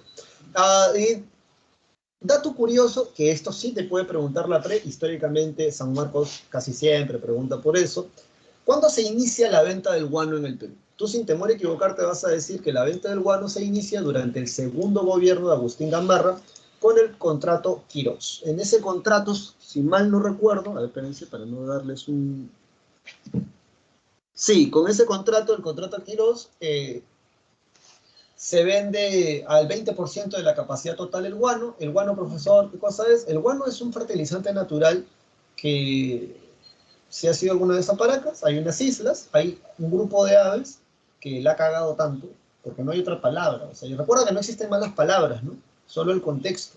Las palabras no pueden ser buenas o malas. Tú ya estás grande, ya tú no puedes estar pensando como los niños o las niñas, ¿no? Del cole, ¿no? No existen las malas palabras. Porque una palabra no puede ser buena o mala. Son palabras. Lo que existe es el contexto. Entonces, en este contexto estamos hablando de caca, de mierda, de pupú, acumulado durante siglos. Tanto la han cagado que eso fue acumulándose y en esos años, ¿se acuerdan que estamos hablando, estamos a puertas de la segunda revolución industrial? El guano era un rico fertilizante natural. Recuerda que en Europa hay un aumento demográfico. ¿Cómo alimentas a esa gente? Sacándole el máximo provecho al campo. ¿Cómo le sacas el máximo provecho al campo? Con un buen fertilizante. Como el guano es un fertilizante natural, además es un súper fertilizante natural, el Estado peruano lo va a comenzar a vender. Primero por venta directa se llama esto. El Estado peruano, a través de alguien que representa al Estado peruano, vende directamente el guano a una monarquía europea, en este caso Inglaterra, ¿bien? Y son 3 formas de venta. Esta es la venta directa. No te vayas a olvidar de eso porque San Marcos y la PRE han preguntado. Luego de que muere Agustín Gamarra hay un periodo de anarquía. ¿Qué es anarquía? Hay varios caudillos militares que se están peleando por la presidencia del Perú. Algunos gobiernan un día, algunos gobiernan 2 horas, para que te hagas una idea. Hay un vacío de poder, hay pugnas de caudillos. Hay una relativa estabilidad política con el directorio de Vivanco, así se llama. El directorio es un grupo de directores, caudillos. Vivanco es el presidente de ese directorio. Gobierno conservador y autoritario. El que lo va a derrocar va a ser Ramón Castilla. Luego de que Ramón Castilla lo derroca, dice hay una revolución constitucional de Ramón Castilla. Eso lo vamos a ver en un momento. Entonces, sobre la prosperidad falaz, el tipo que le pone la prosperidad falaz a este periodo de la historia del Perú es Jorge Basadre. Bien, él es el que le pone la prosperidad falaz. ¿Por qué falaz? Porque es una prosperidad de mentira, es una prosperidad falsa. ¿En qué sentido, profesor? Lo que pasa es que va a ser el primer boom económico de la historia del Perú. Y en vez de que esto sea aprovechado inteligentemente para poder modernizar el Estado, hacer colegios, tener un ejército moderno, lo que va a servir, esto va a servir más bien para hacer una nueva clase de oligarquía, un nuevo grupo de gente rica, un nuevo grupo de pequeñas familias ricas, que sí, pues, ¿no? Se van a hacer ricas vendiendo caca. Entonces, características económicas, altos ingresos económicos para el Estado peruano por la venta del guano. Las ventajas es que es de bajo costo de producción, o sea, no le cuesta nada al Estado peruano producir el guano. Alta demanda en el extranjero de los países industrializados, principalmente Inglaterra, como ya lo había dicho. Diversas formas de comercialización. Hay tres tipos de venta del guano. La primera, en el segundo gobierno de Gamarra, venta directa. La segunda, el segundo sistema es por consignatarios. Donde dice consignatarios, que es justamente donde aparece esta gente que se hace rica gracias a la venta del guano, escribe tus representantes. El Estado peruano, ¿no? Vamos a poner una P, el Estado peruano elige a los consignatarios o una R, representantes. Estos representantes le venden el guano a los europeos. En Europa le pagan el 80% del valor total de esa venta, o le pagan, perdón, la mitad, le pagan la mitad, y con esa mitad estos representantes, consignatarios, se devuelven al Perú, sacan el guano, lo vuelven a llevar, cuando les pagan todo completamente, ellos, los consignatarios, tienen que pagarle el 20% de la venta total al Estado peruano y ellos se quedan con el 80%. ¿Cuál es el problema y por qué luego se da la venta en monopolio? Luego se da la venta en monopolio con José Balta, porque durante el gobierno de José Balta, él se da cuenta de que los consignatarios, que ya se estaban haciendo de mucha plata porque ellos se quedaban con el 80% de las ganancias totales, este 20% que le correspondía al Estado peruano no lo estaban pagando. Y por esa razón, Balta va a decir, pero si no pagan el 20% que deben de darle, ¿para qué, Michi, le estamos dando el derecho de la venta del guano? Porque no están pagándole nada al Estado peruano. Evasión fiscal, lo que hay hasta el día de hoy, ya no vayas a pensar que eso no existe. De hecho, si buscas grandes empresas en el Perú que le den plata al Estado peruano, vas a encontrar varias. La teoría en la actualidad, la hipótesis, es que muchas de estas grandes empresas, entre ellas empresas mineras, de telefonía, canales de televisión, en la actualidad estaban esperando a que gane otra persona a la presidencia del Perú para que les exoneren ese pago. Esa es la hipótesis. ¿Bien? Como no ganó esa persona, entonces algunas empresas han pagado. Al día siguiente, de que ganó el actual presidente, ¡pah! Algunas empresas pagaron el impuesto tributario que le debían al Estado peruano. Pero bueno, en ese sentido, entonces, con José Balta, te adelanto, es el que le quita el derecho a los consignatarios, a los representantes de vender el guano a nombre del Estado peruano, y se le da a la casa Dreyfus en monopolio. Solo esa compañía que viene de Europa puede comprar y vender el guano del Estado peruano. Los consignatarios molestos por esto, más conchudos, van a crear su propio partido político, porque los consignatarios no eran militares. Eran como, por así decirlo, una pequeña burguesía, una burguesía incipiente, no pequeña, una burguesía incipiente en el Perú, y ellos van a crear el primer partido civil para ser ahora ellos candidatos a elecciones presidenciales. Dice, no se generó una economía sostenible, ya que fue desaprovechada.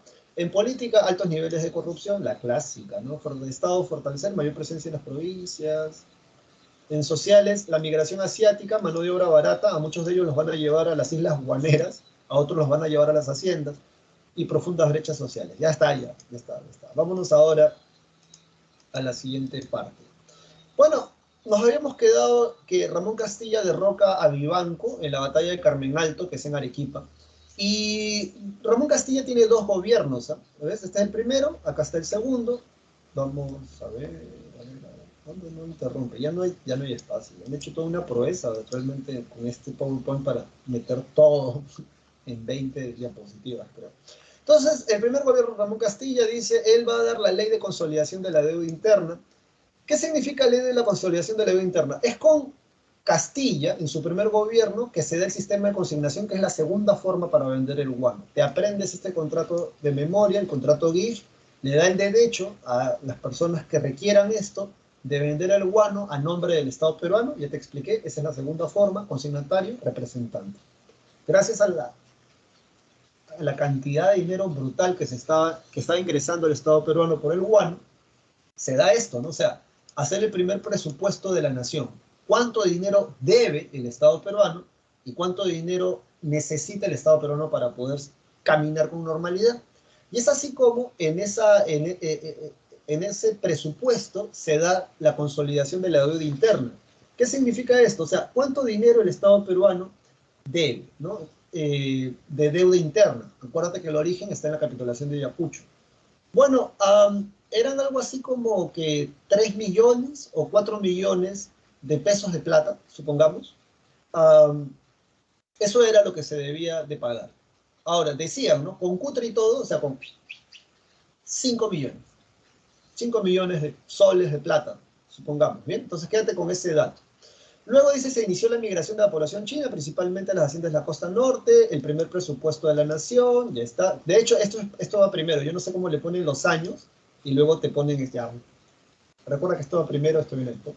Obras, se construye el ferrocarril Lima-Callao, en política educativa, reglamento de la instrucción pública, o sea, los colegios que nos van a enseñar, el derecho al voto de los... A ver, ¿qué dice acá?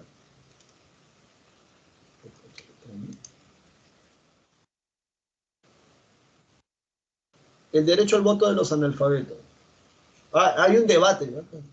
Ya, eso no te lo va a preguntar la previa, ¿eh? O sea, eso de debate, si hay que darle el derecho al voto a los analfabetos, ya eso la previa no te lo va a preguntar. Así que quédate ahí. Luego, entonces, se supone que como ya está presupuestado cuánto es lo que el Estado peruano no debe de pagar como deuda interna, el tipo que debía de hacer eso no fue Ramón Castilla, sino el presidente siguiente, y es José Rufino Echenique. Que, por cierto, según Bryce Echenique, el autor de Un Mundo para Julius, te gusta la literatura, dice que es su tatarabuelo, si no me equivoco. Con José Rufino Echenique es un gobierno marcado por altos índices de corrupción, ¿no? Primero, es un presidente con el que hemos perdido tierras como si fueran de él, ¿no? O sea, se firma el Tratado de Herrera, Ponte y Ribeiro, que originalmente era un tratado comercial con Brasil, y terminó siendo un tratado limítrofe. Bien, más de 52 millones de hectáreas de tierra amazónica se perdieron con Brasil, y yo no sé si tú sabías, pero te informo. A mucha gente, hasta el día de hoy, y ya sabes que yo no te lo recomiendo, les fastidia esto de la guerra contra Chile, perdimos Arica, perdimos Tarapacá, pero entérate que con Brasil, escúchame bien, hemos perdido 5 veces más territorio. No una, no dos, no tres. 5 veces más territorio hemos perdido con Brasil que contra Chile. Y calladito, ¿eh? Sin pelear, sin batalla, sin nada. 5 veces más territorio. Que en la actualidad, por cierto, la tierra amazónica se está poniendo en valor porque hay agua. Promoción de la migración alemana a la selva, sí, los alemanes a Chanchamayo, Posuso. Escándalo de la consolidación de la deuda interna. Ya, ¿por qué es un escándalo esto de la consolidación de la deuda interna?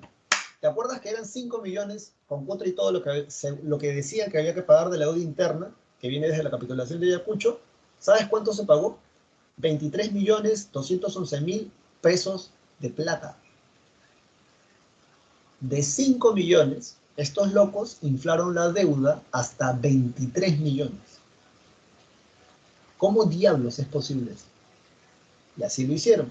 De hecho, hay un libro que te puedes descargar si es que quieres, digamos, ver esto de una manera académica. Se llama Historia de la corrupción del Perú, de Alfonso Quirós. Te lo puedes descargar en PDF y puedes leerlo del inicio, del medio o desde el final, porque te explica cuáles son las formas de cómo durante diferentes gobiernos se sacó la plata de manera ilegal o sí, de manera ilegal aquí en el Perú. Es gratis, ¿eh? Si es que no tienes la plata para comprártelo, te lo puedes cargar en tu celular y de ahí lo lees.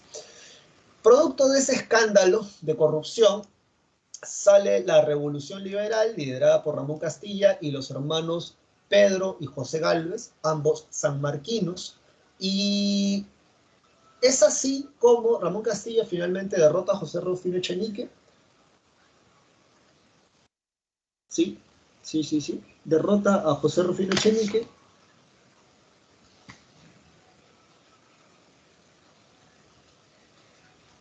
Sí.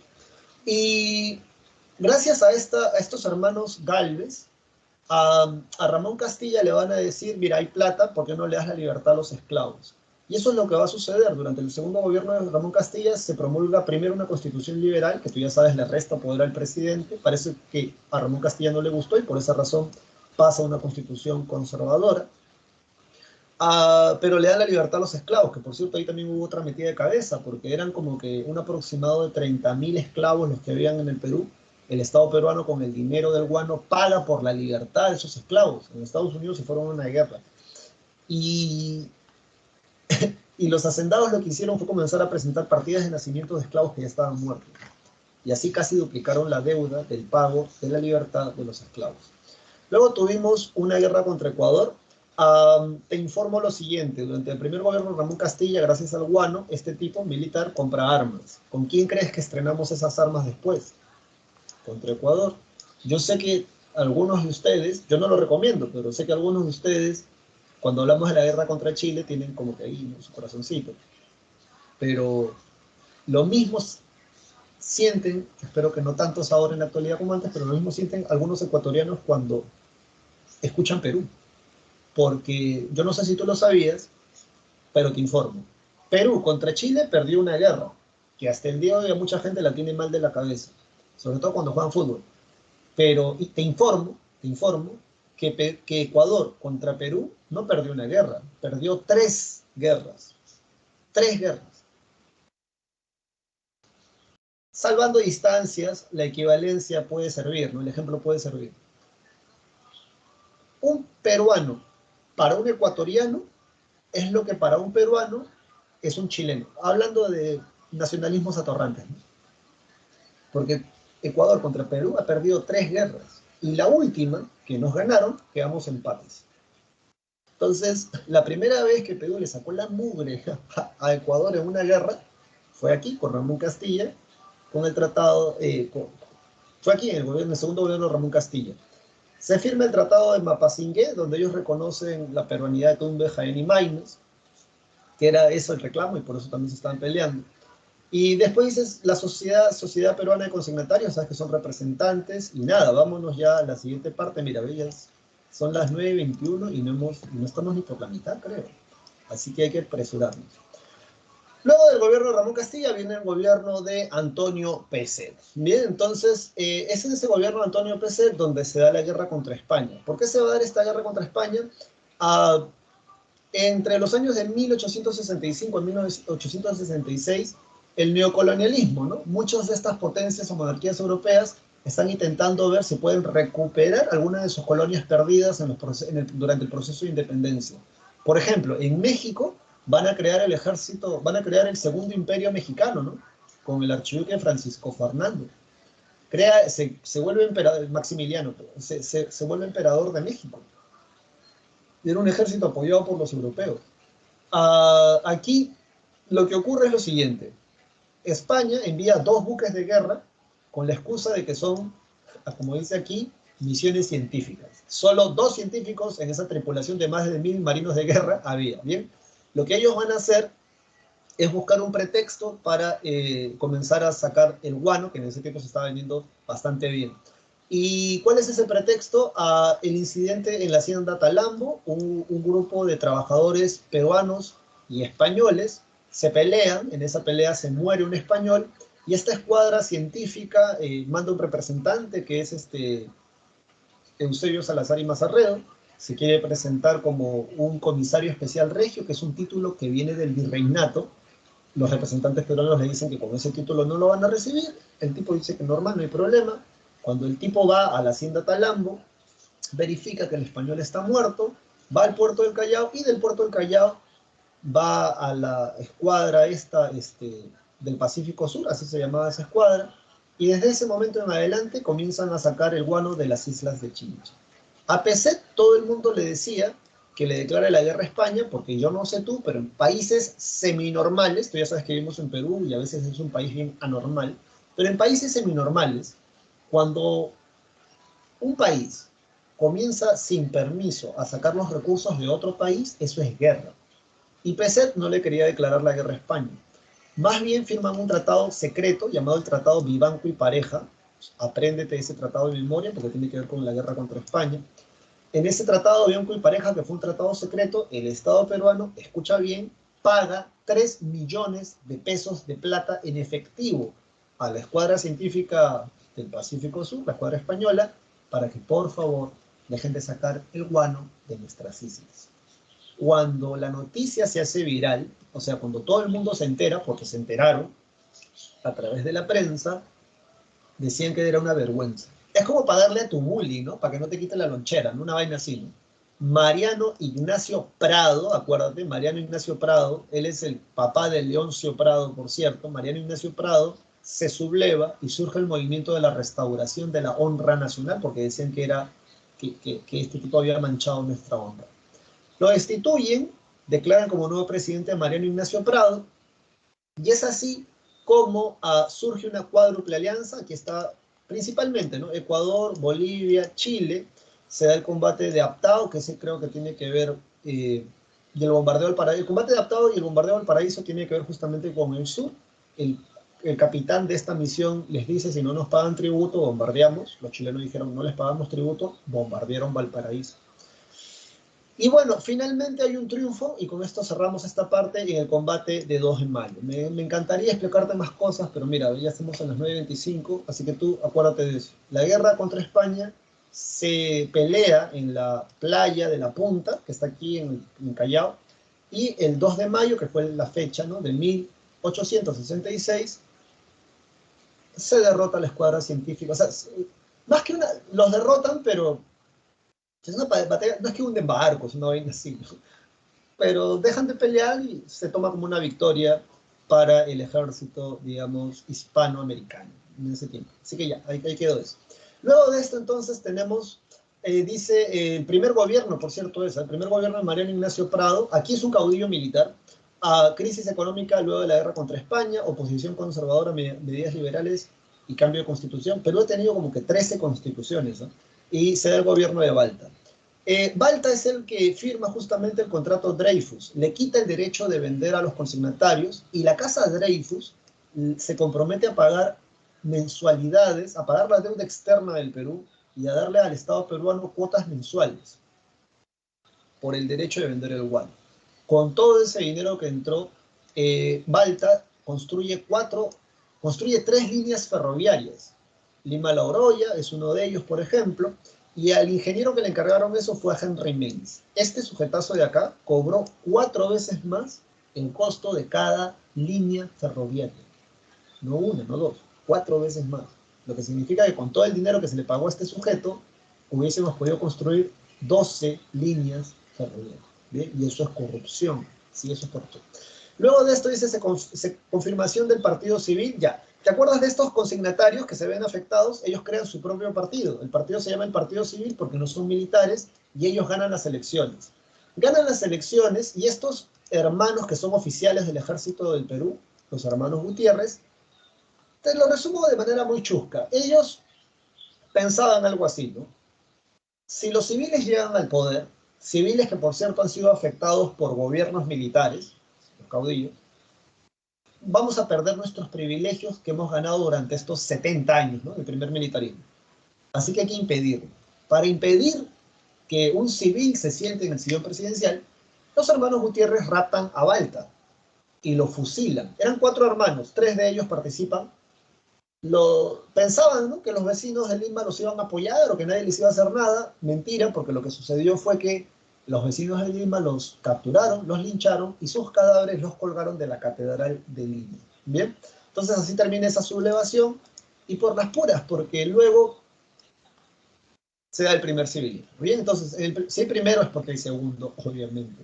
Así que, ¿qué podemos decir de esto? Dominio del partido civil, dice, estas son características: recesión económica, restricción del gasto público, restricción del contrato de Dreyfus. Ya, lo que pasa es que cuando Dreyfus hace el contrato con Balta, pensaban que había guano todavía. Tú ya sabes que las aves no cagan tan rápido como que extraen el guano, ¿no? Entonces, Dreyfus poco a poco comienza a dejar de pagar estas mensualidades y hubo un momento donde ya se declaran en bancarrota porque dicen que el guano que ellos extraían ya no era guano puro, sino era guano con tierra. Y bueno, el primer presidente civil del Perú va a ser Manuel Pardo y Lavalle. Recuérdalo, eso puede preguntártelo la pre tranquilamente. Estos son los años de su gobierno. Este año es simbólico, recuerda, es el año de la guerra contra Chile. Así que algo tiene que ver con eso. Nos quedamos sin guano, pero más lechero el Estado peruano justo descubre salitre. Es como en la actualidad, ¿no? El cobre se sigue vendiendo, ¿no? Pero en la actualidad ahorita el oro blanco es el litio. ¿Tú crees que a algún presidente o algún gran empresario en el Perú se le ha ocurrido invitar a una compañía, por ejemplo, coreana, para que traslade su fábrica de hacer baterías de litio. Las baterías de litio es con lo que funciona prácticamente todas estas cosas. ¿Ha visto los scooters eléctricos, las tablets, smartphones? Funcionan con baterías de litio. El Estado peruano, junto con Bolivia, tiene la reserva más grande de litio del mundo. ¿Tú crees que hay algún proyecto sobre eso? No. Lo que sí hay proyecto es para sacar el litio del Perú y venderlo como materia prima al extranjero, y tú ya sabes cuál es ese chiste. Luego nos lo vuelven a vender como un producto final. Se firma el Tratado Secreto Defensivo con Bolivia, que de secreto no tuvo nada, porque una copia de ese tratado secreto lo tenía el Congreso chileno y el Congreso argentino. ¿Qué decía ese Tratado Defensivo Secreto? Si alguno de los dos países se ve atacado, el otro país sale en su defensa. Se da el Reglamento General de la Educación Pública, es aquí donde se crea la universidad que en la actualidad se conoce como la UNI, también la universidad que se conoce como la Agraria. Hay una reforma en la Universidad de San Marcos, y se organiza el primer censo de la República en 1876. Y basta. Luego de esto viene el gobierno de Mariano Ignacio Prado.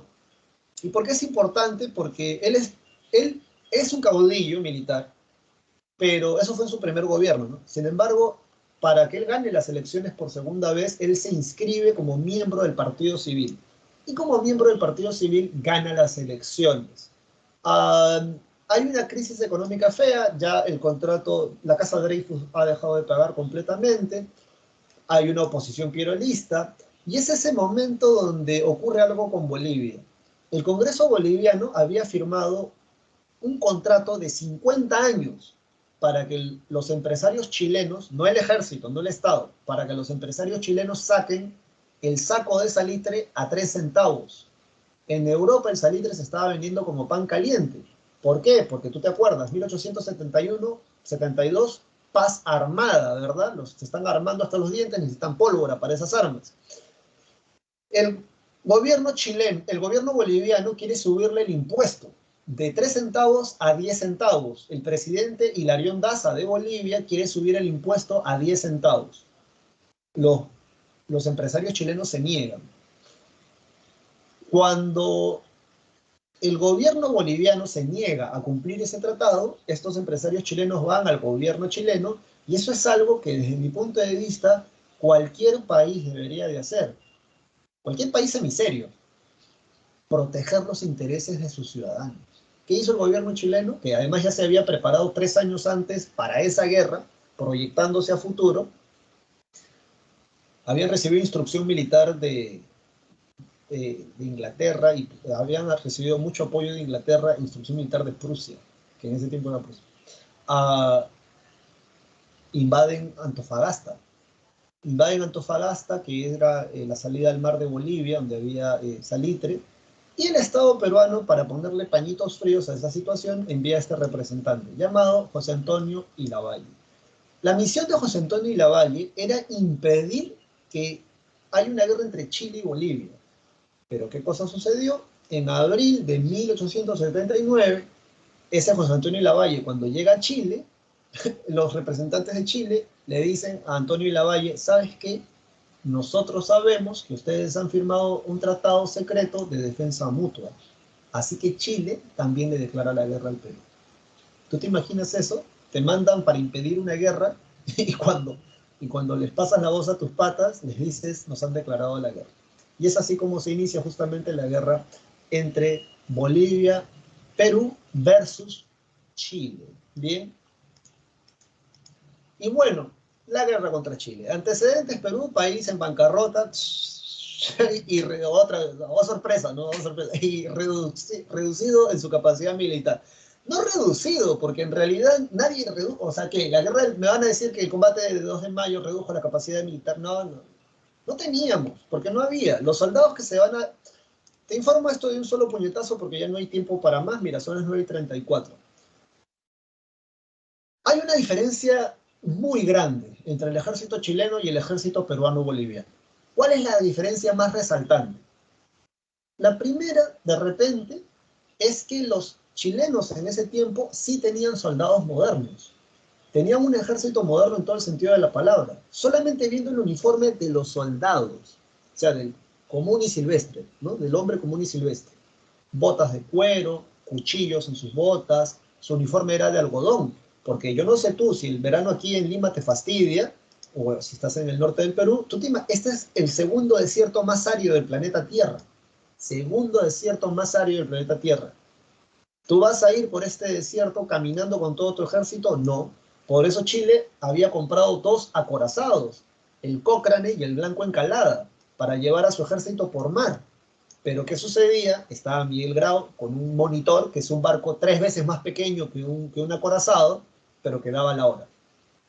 Era como la pulga me dice una vaina así en el monitor Huáscar, ¿no? Una cosa pequeña, pero no lo dejas libre y te hace un gol, ¿no? Entonces, el ejército chileno ya se había preparado haciendo limpieza étnica. En Chile comenzaron a matar a los araucanos, a los mapuches. Esos locos se tuvieron que ir hasta el sur, casi a la Antártida, tocando la Antártida para evitar ser exterminados.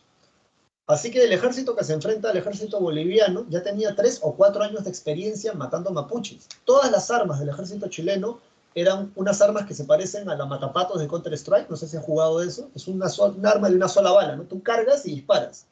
El ejército peruano tenía 4 tipos de rifles. Nuestros soldados, en su mayoría, eran campesinos quechua hablantes. Cuando ellos van a pelear, luego de derrotados, en el campamento de heridos, un reportero de guerra le pregunta a Nicolás Lynch, que es el líder del ejército chileno en el Perú, cómo es que dos países tan asquerosamente tan grandes han perdido la guerra con un país tan pequeño. Y Lynch le dice, ve al campamento de heridos de los peruanos y luego vas al de los chilenos y pregúntales por quién pelean. Cuando este reportero le pregunta a los heridos peruanos por quién pelean, muchos dicen, ¿no? Yo peleo por el general Perú, yo peleo por el general Pierola, yo peleo por el general Bolognesi, yo peleo por el general Alfonso Ugarte. Cuando va al campamento de los heridos chilenos, todos dicen, yo peleo por Chile. Hay una diferencia loca en eso.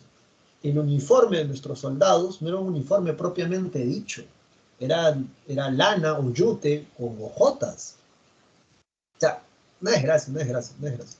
Pero bueno, dicho esto, que te lo he dicho en 5 minutos, mira, ya se nos está acabando la clase. Vamos a continuar ahora con los datos que pueden venir en tu examen porque necesitamos llegar hasta la República Aristocrática. A ver, causas. Control de los yacimientos salitreros de Tarapacá y Antofagasta, ya está, tensión política. Pretextos, el impuesto a los 10 centavos que ya te lo expliqué. ¿Por qué Perú se mete en esa guerra? Por el tratado defensivo, ¿no? De ayuda mutua. Acciones iniciales, Chile primero invade Bolivia, luego declara la guerra al Perú. Fue un fracaso la misión de José Antonio Lavalle, porque en vez de evitar una guerra, se trajo una. Luego de esto, ¿qué más tenemos? Luego de esto tenemos la campaña marítima. La campaña marítima, recuerda, tiene que ver con Miguel Grau y el monitor Huáscar. Así que, aparte de que te vas a aprender el combate en Iquique, ¿no? Donde se hunde la fragata de la Independencia, las correrías del Huáscar, el combate de Angamos, eso es lo que debes recordar, ¿no? El 8 de octubre de 1879, el monitor Huáscar es capturado por el Cochrane y el Blanco Encalada. Luego el Huáscar va a ser llevado a Santiago, a Valparaíso, lo van a reparar, que es algo que el Estado peruano no hizo en su momento, en esos años, y luego se lo van a traer a Lima a bombardear con el monitor Huáscar las costas de San Juan y de Miraflores. Perdido el Huáscar, ¿alguien explica?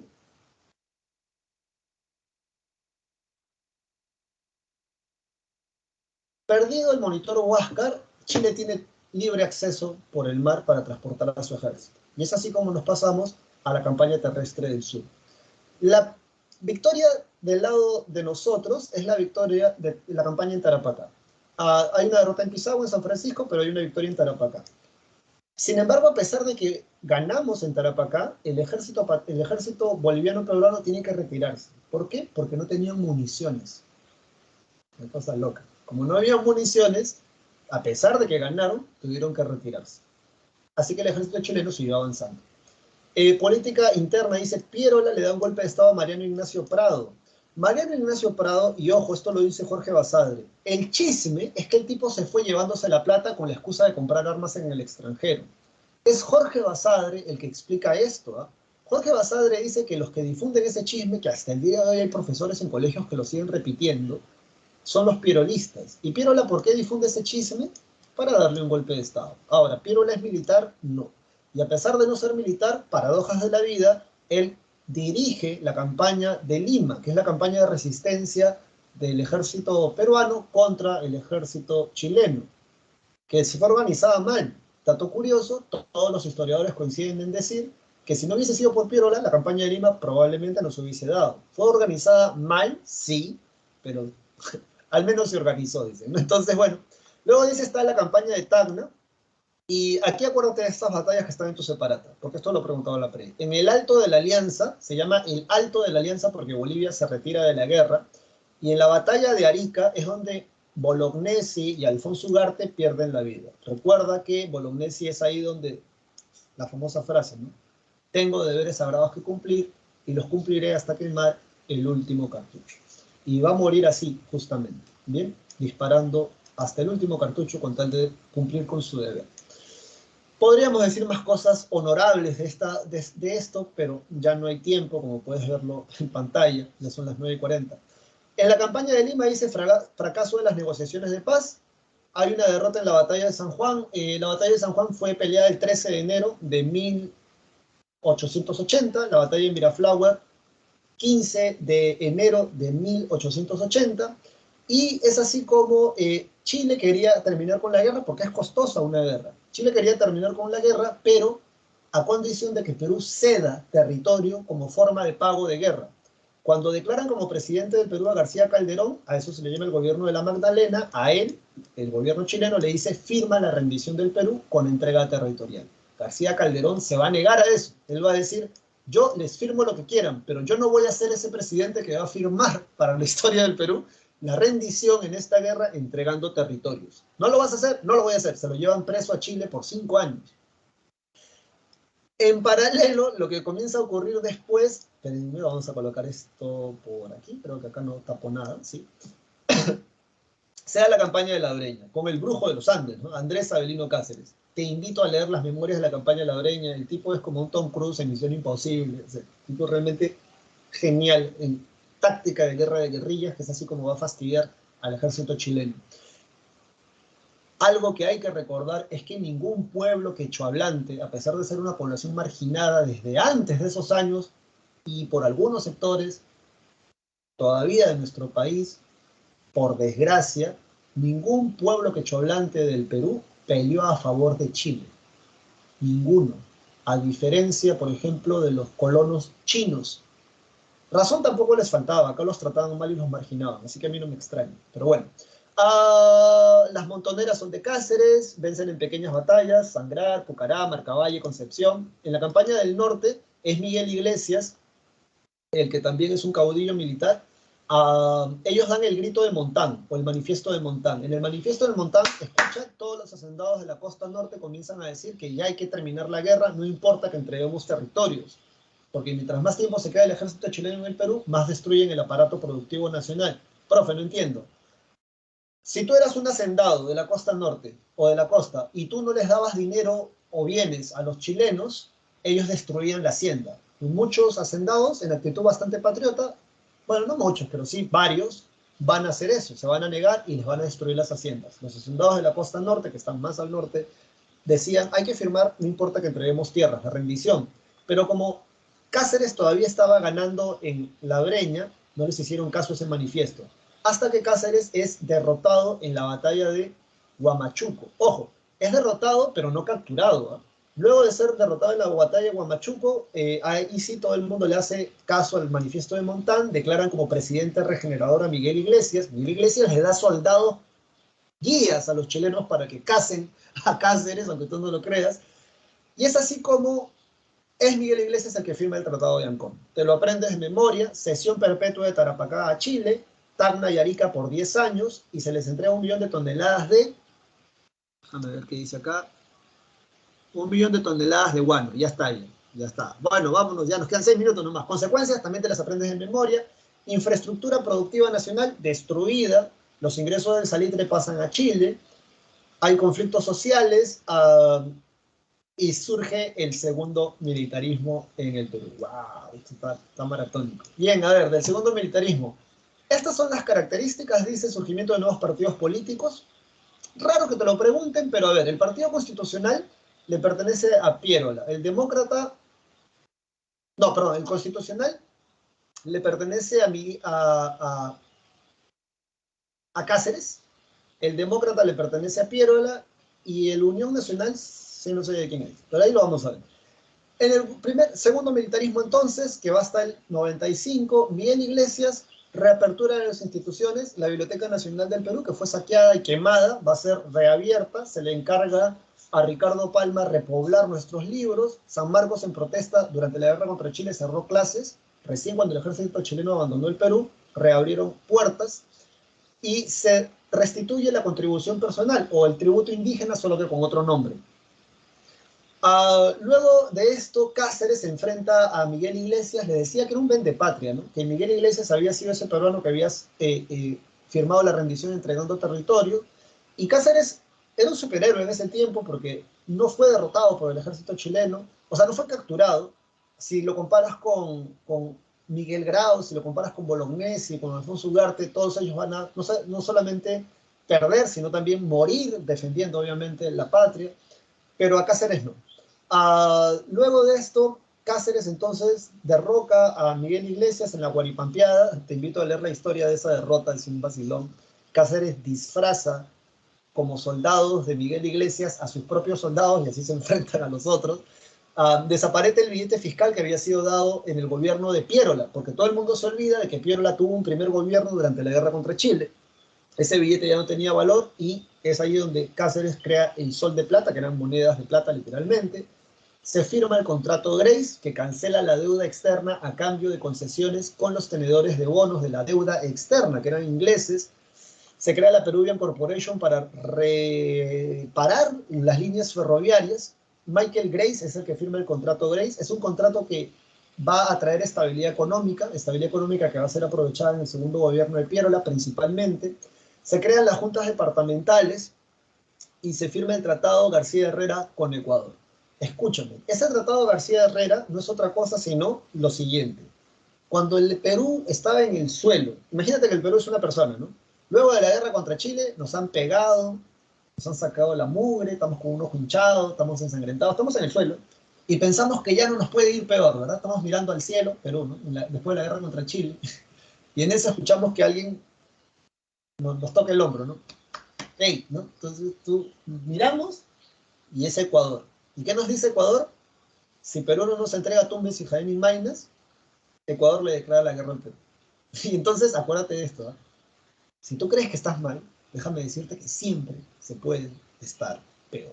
Entonces, es como que te hayan robado y luego de que te han robado viene un piraña y te quiere quitar las tabas, ¿no? O sea, ya cuando piensas que no te pueden robar nada más valioso, algo te pueden quitar. Entonces, como estábamos hasta el queso, van a firmar el Tratado García Herrera. El detalle está que en la ratificación, la sede cívica, durante la ratificación de los tratados, en el gobierno siguiente, que es este gobierno de Morales Bermúdez, dicen, mucho territorio lo estamos entregando, vamos a lanzar la frontera un poco más para adelante. El Congreso ecuatoriano se niega y cuando llega el siguiente gobierno de Piérola, que ya estaba poderoso, cargoso, habían armas, de hecho llega una misión militar, Piérola le dice, si quieren esas tierras, vengan y traten de recuperarlas. Casi nos quedamos sin Tumbes y Jaén y Maynas, si no es por la ambición del país vecino del norte en esos años. En la actualidad no sé cómo será. Estas son las cláusulas del contrato Grace, te animo a que te las aprendas, están también en tu separata porque eso sí ha preguntado la PRE. Morales Bermúdez es del partido de Cáceres, del partido constitucional. Hay problemas diplomáticos con Chile porque si tú miras este año, ya se han cumplido 10 años, ¿no? Tacna y Arica. El gobierno chileno le ofrece a Morales Bermúdez comprarnos Tacna y Arica. Él se niega, esos son los problemas diplomáticos. Ley de habeas corpus para garantizar tus libertades individuales, piensa en la Ilustración, y dice se termina de construir el ferrocarril central y muere en 1894. Llega el segundo gobierno de Andrés Avelino Cáceres, un gobierno bastante raro porque él fue el único candidato. Cuando nos enteramos después, encierra a Piérola para que no pueda salir a candidatear, y es por esa razón que los miembros del Partido Civil y del Partido Demócrata, que son de Piérola, se unen en la famosa coalición nacional para sacar a Cáceres del gobierno a través de las montoneras, cosas raras. Pero esta vez dirigidas por Piérola. Luego de esto, es el segundo gobierno de Nicolás de Piérola, y en ese segundo gobierno, por favor, recuerda que se dan estas cosas. Se crea la Sociedad Anónima de Recaudación de Impuestos, que es una empresa privada que recauda los impuestos para el Perú, como la SUNAT, pero una entidad privada. Se crea el Estanco de la Sal, el Ministerio de Fomento para volver a reconstruir Lima, que había quedado destruida luego de la guerra contra Chile. Se cambia la moneda del patrón oro, que llegó a valer la misma que una moneda de oro en Inglaterra, la libra peruana de oro, por eso se llama. Reactivación económica, gracias al boom del caucho, entre comillas, gracias, porque la tercera parte de la población indígena nativa de la selva se va a morir sacando caucho, que es lo que poca gente sabe. Se da también el boom de la caña de azúcar en las haciendas de la costa norte del Perú. Y la guerra hispano-norteamericana. Bueno, debes de saber que el gobierno de Piérola envía armas a Cuba para que ellos peleen por su independencia contra España, aunque te parezca mentira. Viene la misión francesa Pablo Clemens para modernizar el ejército peruano, y es ahí donde se crea la Escuela Militar de Chorrillos y se da el servicio militar obligatorio. El voto solo iba a ser para la gente que sabe leer y escribir, y es un voto directo. Según las investigaciones, Piérola hace esto haciéndoles un favor a la gente de la República Aristocrática del Partido Civil, porque recuerda que en esos años no hay colegios. Más del 60 o 70% de la población peruana de esos años no sabe leer o escribir. De hecho, más de la mitad es quechohablante. Así que si restringes el derecho al voto, solo el voto a los alfabetizados, la gente quechohablante no puede votar de plano. Bien, porque no saben leer y escribir en su mayoría. Y es así como llegamos a la República Aristocrática. Por favor, díganle a la tutora Ninoshka que nos dé 4 minutos para acabar esto, porque ya cumplimos el tiempo. De hecho, ya nos debe haber escrito. Ya, profesor, ya, váyase. Bien, entonces, así que, sí, ya nos escribió. Así que, 4 minutos y acabamos esto lo más rápido posible. Estas son las características, ¿bien? Las características, a ver qué características tenemos. Hegemonía del Partido Civil hasta 1919, no es casual el año, es cuando termina la Primera Guerra Mundial. Esto te lo aprendes de memoria. El Perú le debe mucho dinero a Inglaterra. Bien, de hecho, San Marcos ha preguntado, y la PRE, ¿cuándo pasamos de deberle mucho dinero a Inglaterra a deberle mucho dinero a Estados Unidos? Eso viene justo en el gobierno después de esto, ponle guía. Bien, hay una economía agrominera exportadora, sistema de enganche, sí, se va a obligar a la gente de la sierra a trabajar en las haciendas de la costa norte sobre todo. Hay un predominio de la oligarquía que gobierna en la costa, principalmente son los del Partido Civil, y los gamonales casi siempre son mestizos, hablan quechua, y son como señores feudales, ¿eh? Con eso creo que puedo ejemplificarte bien esta situación. Estos gobiernan desde la costa, la oligarquía, los gamonales desde la sierra profunda. Exclusión de la clase media, el proletariado y el campesinado, surge el movimiento obrero. Y bueno, estos son los presidentes, ¿no? Eduardo López de Romaña, primer presidente de la República Aristocrática, que por cierto, antes de que me olvide, es Jorge Basadre el que le coloca República Aristocrática. Por favor, recuerda, un aristócrata es un noble, alguien que pertenece a la sociedad de antiguo régimen, nobles, plebeyos. Entonces tú te tienes que preguntar, ¿qué, profesor? ¿El Perú sigue siendo una aristocracia? No, pero Jorge Basadre le pone así porque él dice que los burgueses, porque eran burgueses en realidad, que se habían hecho ricos, esta es la segunda generación, ¿no? de los civilistas, sus padres se hicieron ricos vendiendo caca, acuérdate. Estos burgueses tienen actitudes de noble, se creen nobles, se alucinan nobles, se computan nobles, manjas, y se comportan como si fueran nobles, cuando en el Perú ya no había nobles. ¿Ves? Y por esas son las contradicciones que tiene nuestro país. Eduardo López Romaña firma el tratado Osma-Villazón para tratar de cerrar la frontera con Bolivia, cosa que no se va a poder, así que quédate con eso. Manuel Candamo se muere, solo gobierna un año. Son cosas que la prensa, o sea, nunca ha preguntado por ellos, ¿sabes? Porque aquí hay gente más interesante, como por ejemplo el primer gobierno de José Pardo Barreda. Durante su primer gobierno hay una reforma educativa, dice acá, hay una reforma del sistema educativo, educación primaria gratuita, ese dato es importante. Es aquí donde se crea el primer, dice, de los panaderos estrella del Perú, primer sindicato, protestas obreras impulsadas por la FOPEP, la Federación de Panaderos Estrella del Perú. Ecuador invade el Perú el 28 de julio de 1904, nadie les hizo caso, eso quedó ahí. Solitos invadieron y después se fueron. El primer gobierno de Augusto B. Leguía pertenecía a la República Aristocrática, se da el primer gran paro general obrero, la ley de accidentes de trabajo, y Leguía es el tipo que firma tratados como si fueran de su casa, El Tratado Polo Bustamante, donde se cede el territorio a Bolivia, ahí sí subraya, se sella la frontera con Bolivia, y en el Tratado Velar de Río Branco se sella la frontera con Brasil. Se detiene, de hecho, gracias a estos tratados, gracias entre comillas, el avance de Brasil al interior del Perú. Y se crea la Sociedad Proindígena, que luego Leguía, por cierto, va a capitalizar muy bien el sentimiento del sector indígena, y que, por cierto, ellos son los que van a votar por él en su segundo periodo. El gobierno de Billinghurst, el tipo es tratado como un tipo, algo así como que de izquierda, por así decirlo, le da de hecho le trata de dar muchos derechos a la clase popular, cosa que era mal visto por la República Aristocrática. Él da las 8 horas de jornada laboral, ojo, solo para los trabajadores del puerto del Callao, no te vayas a paltear, porque el que da el derecho a la jornada laboral de 8 horas es en el segundo gobierno de José Pardo y Barreda. Bien, de eso tú no te puedes olvidar. Pero el gobierno de Billinghurst, también conocido como el gobierno de Pan Grande, es derrocado, solo gobernó 2 años, por un militar. Es el primer gobierno de Oscar R. Benavides que, coludido con los miembros de la República Aristocrática, le dan el golpe de Estado a Billinghurst. Es en el gobierno de Benavides donde estalla la Primera Guerra Mundial, y es aquí donde el Perú cambia su patrón monetario, del patrón metálico, o sea, monedas de oro, monedas de plata, a patrón papel moneda. Más adelante, si hay tiempo, te explico eso en otra clase. Durante el segundo gobierno de José Pardo y Barreda ocurre también la rebelión de Rumimaki, o Mano de Piedra. En los campesinos del Alto Perú, del altiplano andino, se pelean con los hacendados, mandan un representante. Profesor, disculpe, ya debe finalizar, por favor. Separar el Alto Perú del Estado peruano y lo meten preso, y ahí termina su historia. Bien, chicos y chicas, gracias por estos 6 minutos robados. Ha sido una clase maratónica, yo tengo que continuar con esto. Las claves te las pongo en el chat. Yo espero que la clase te haya sido instructiva y sobre todo que te sirva para tu examen. Conmigo será hasta la próxima oportunidad. Cuídate mucho. Espérate. Y que la fuerza te acompañe. Chao, chao.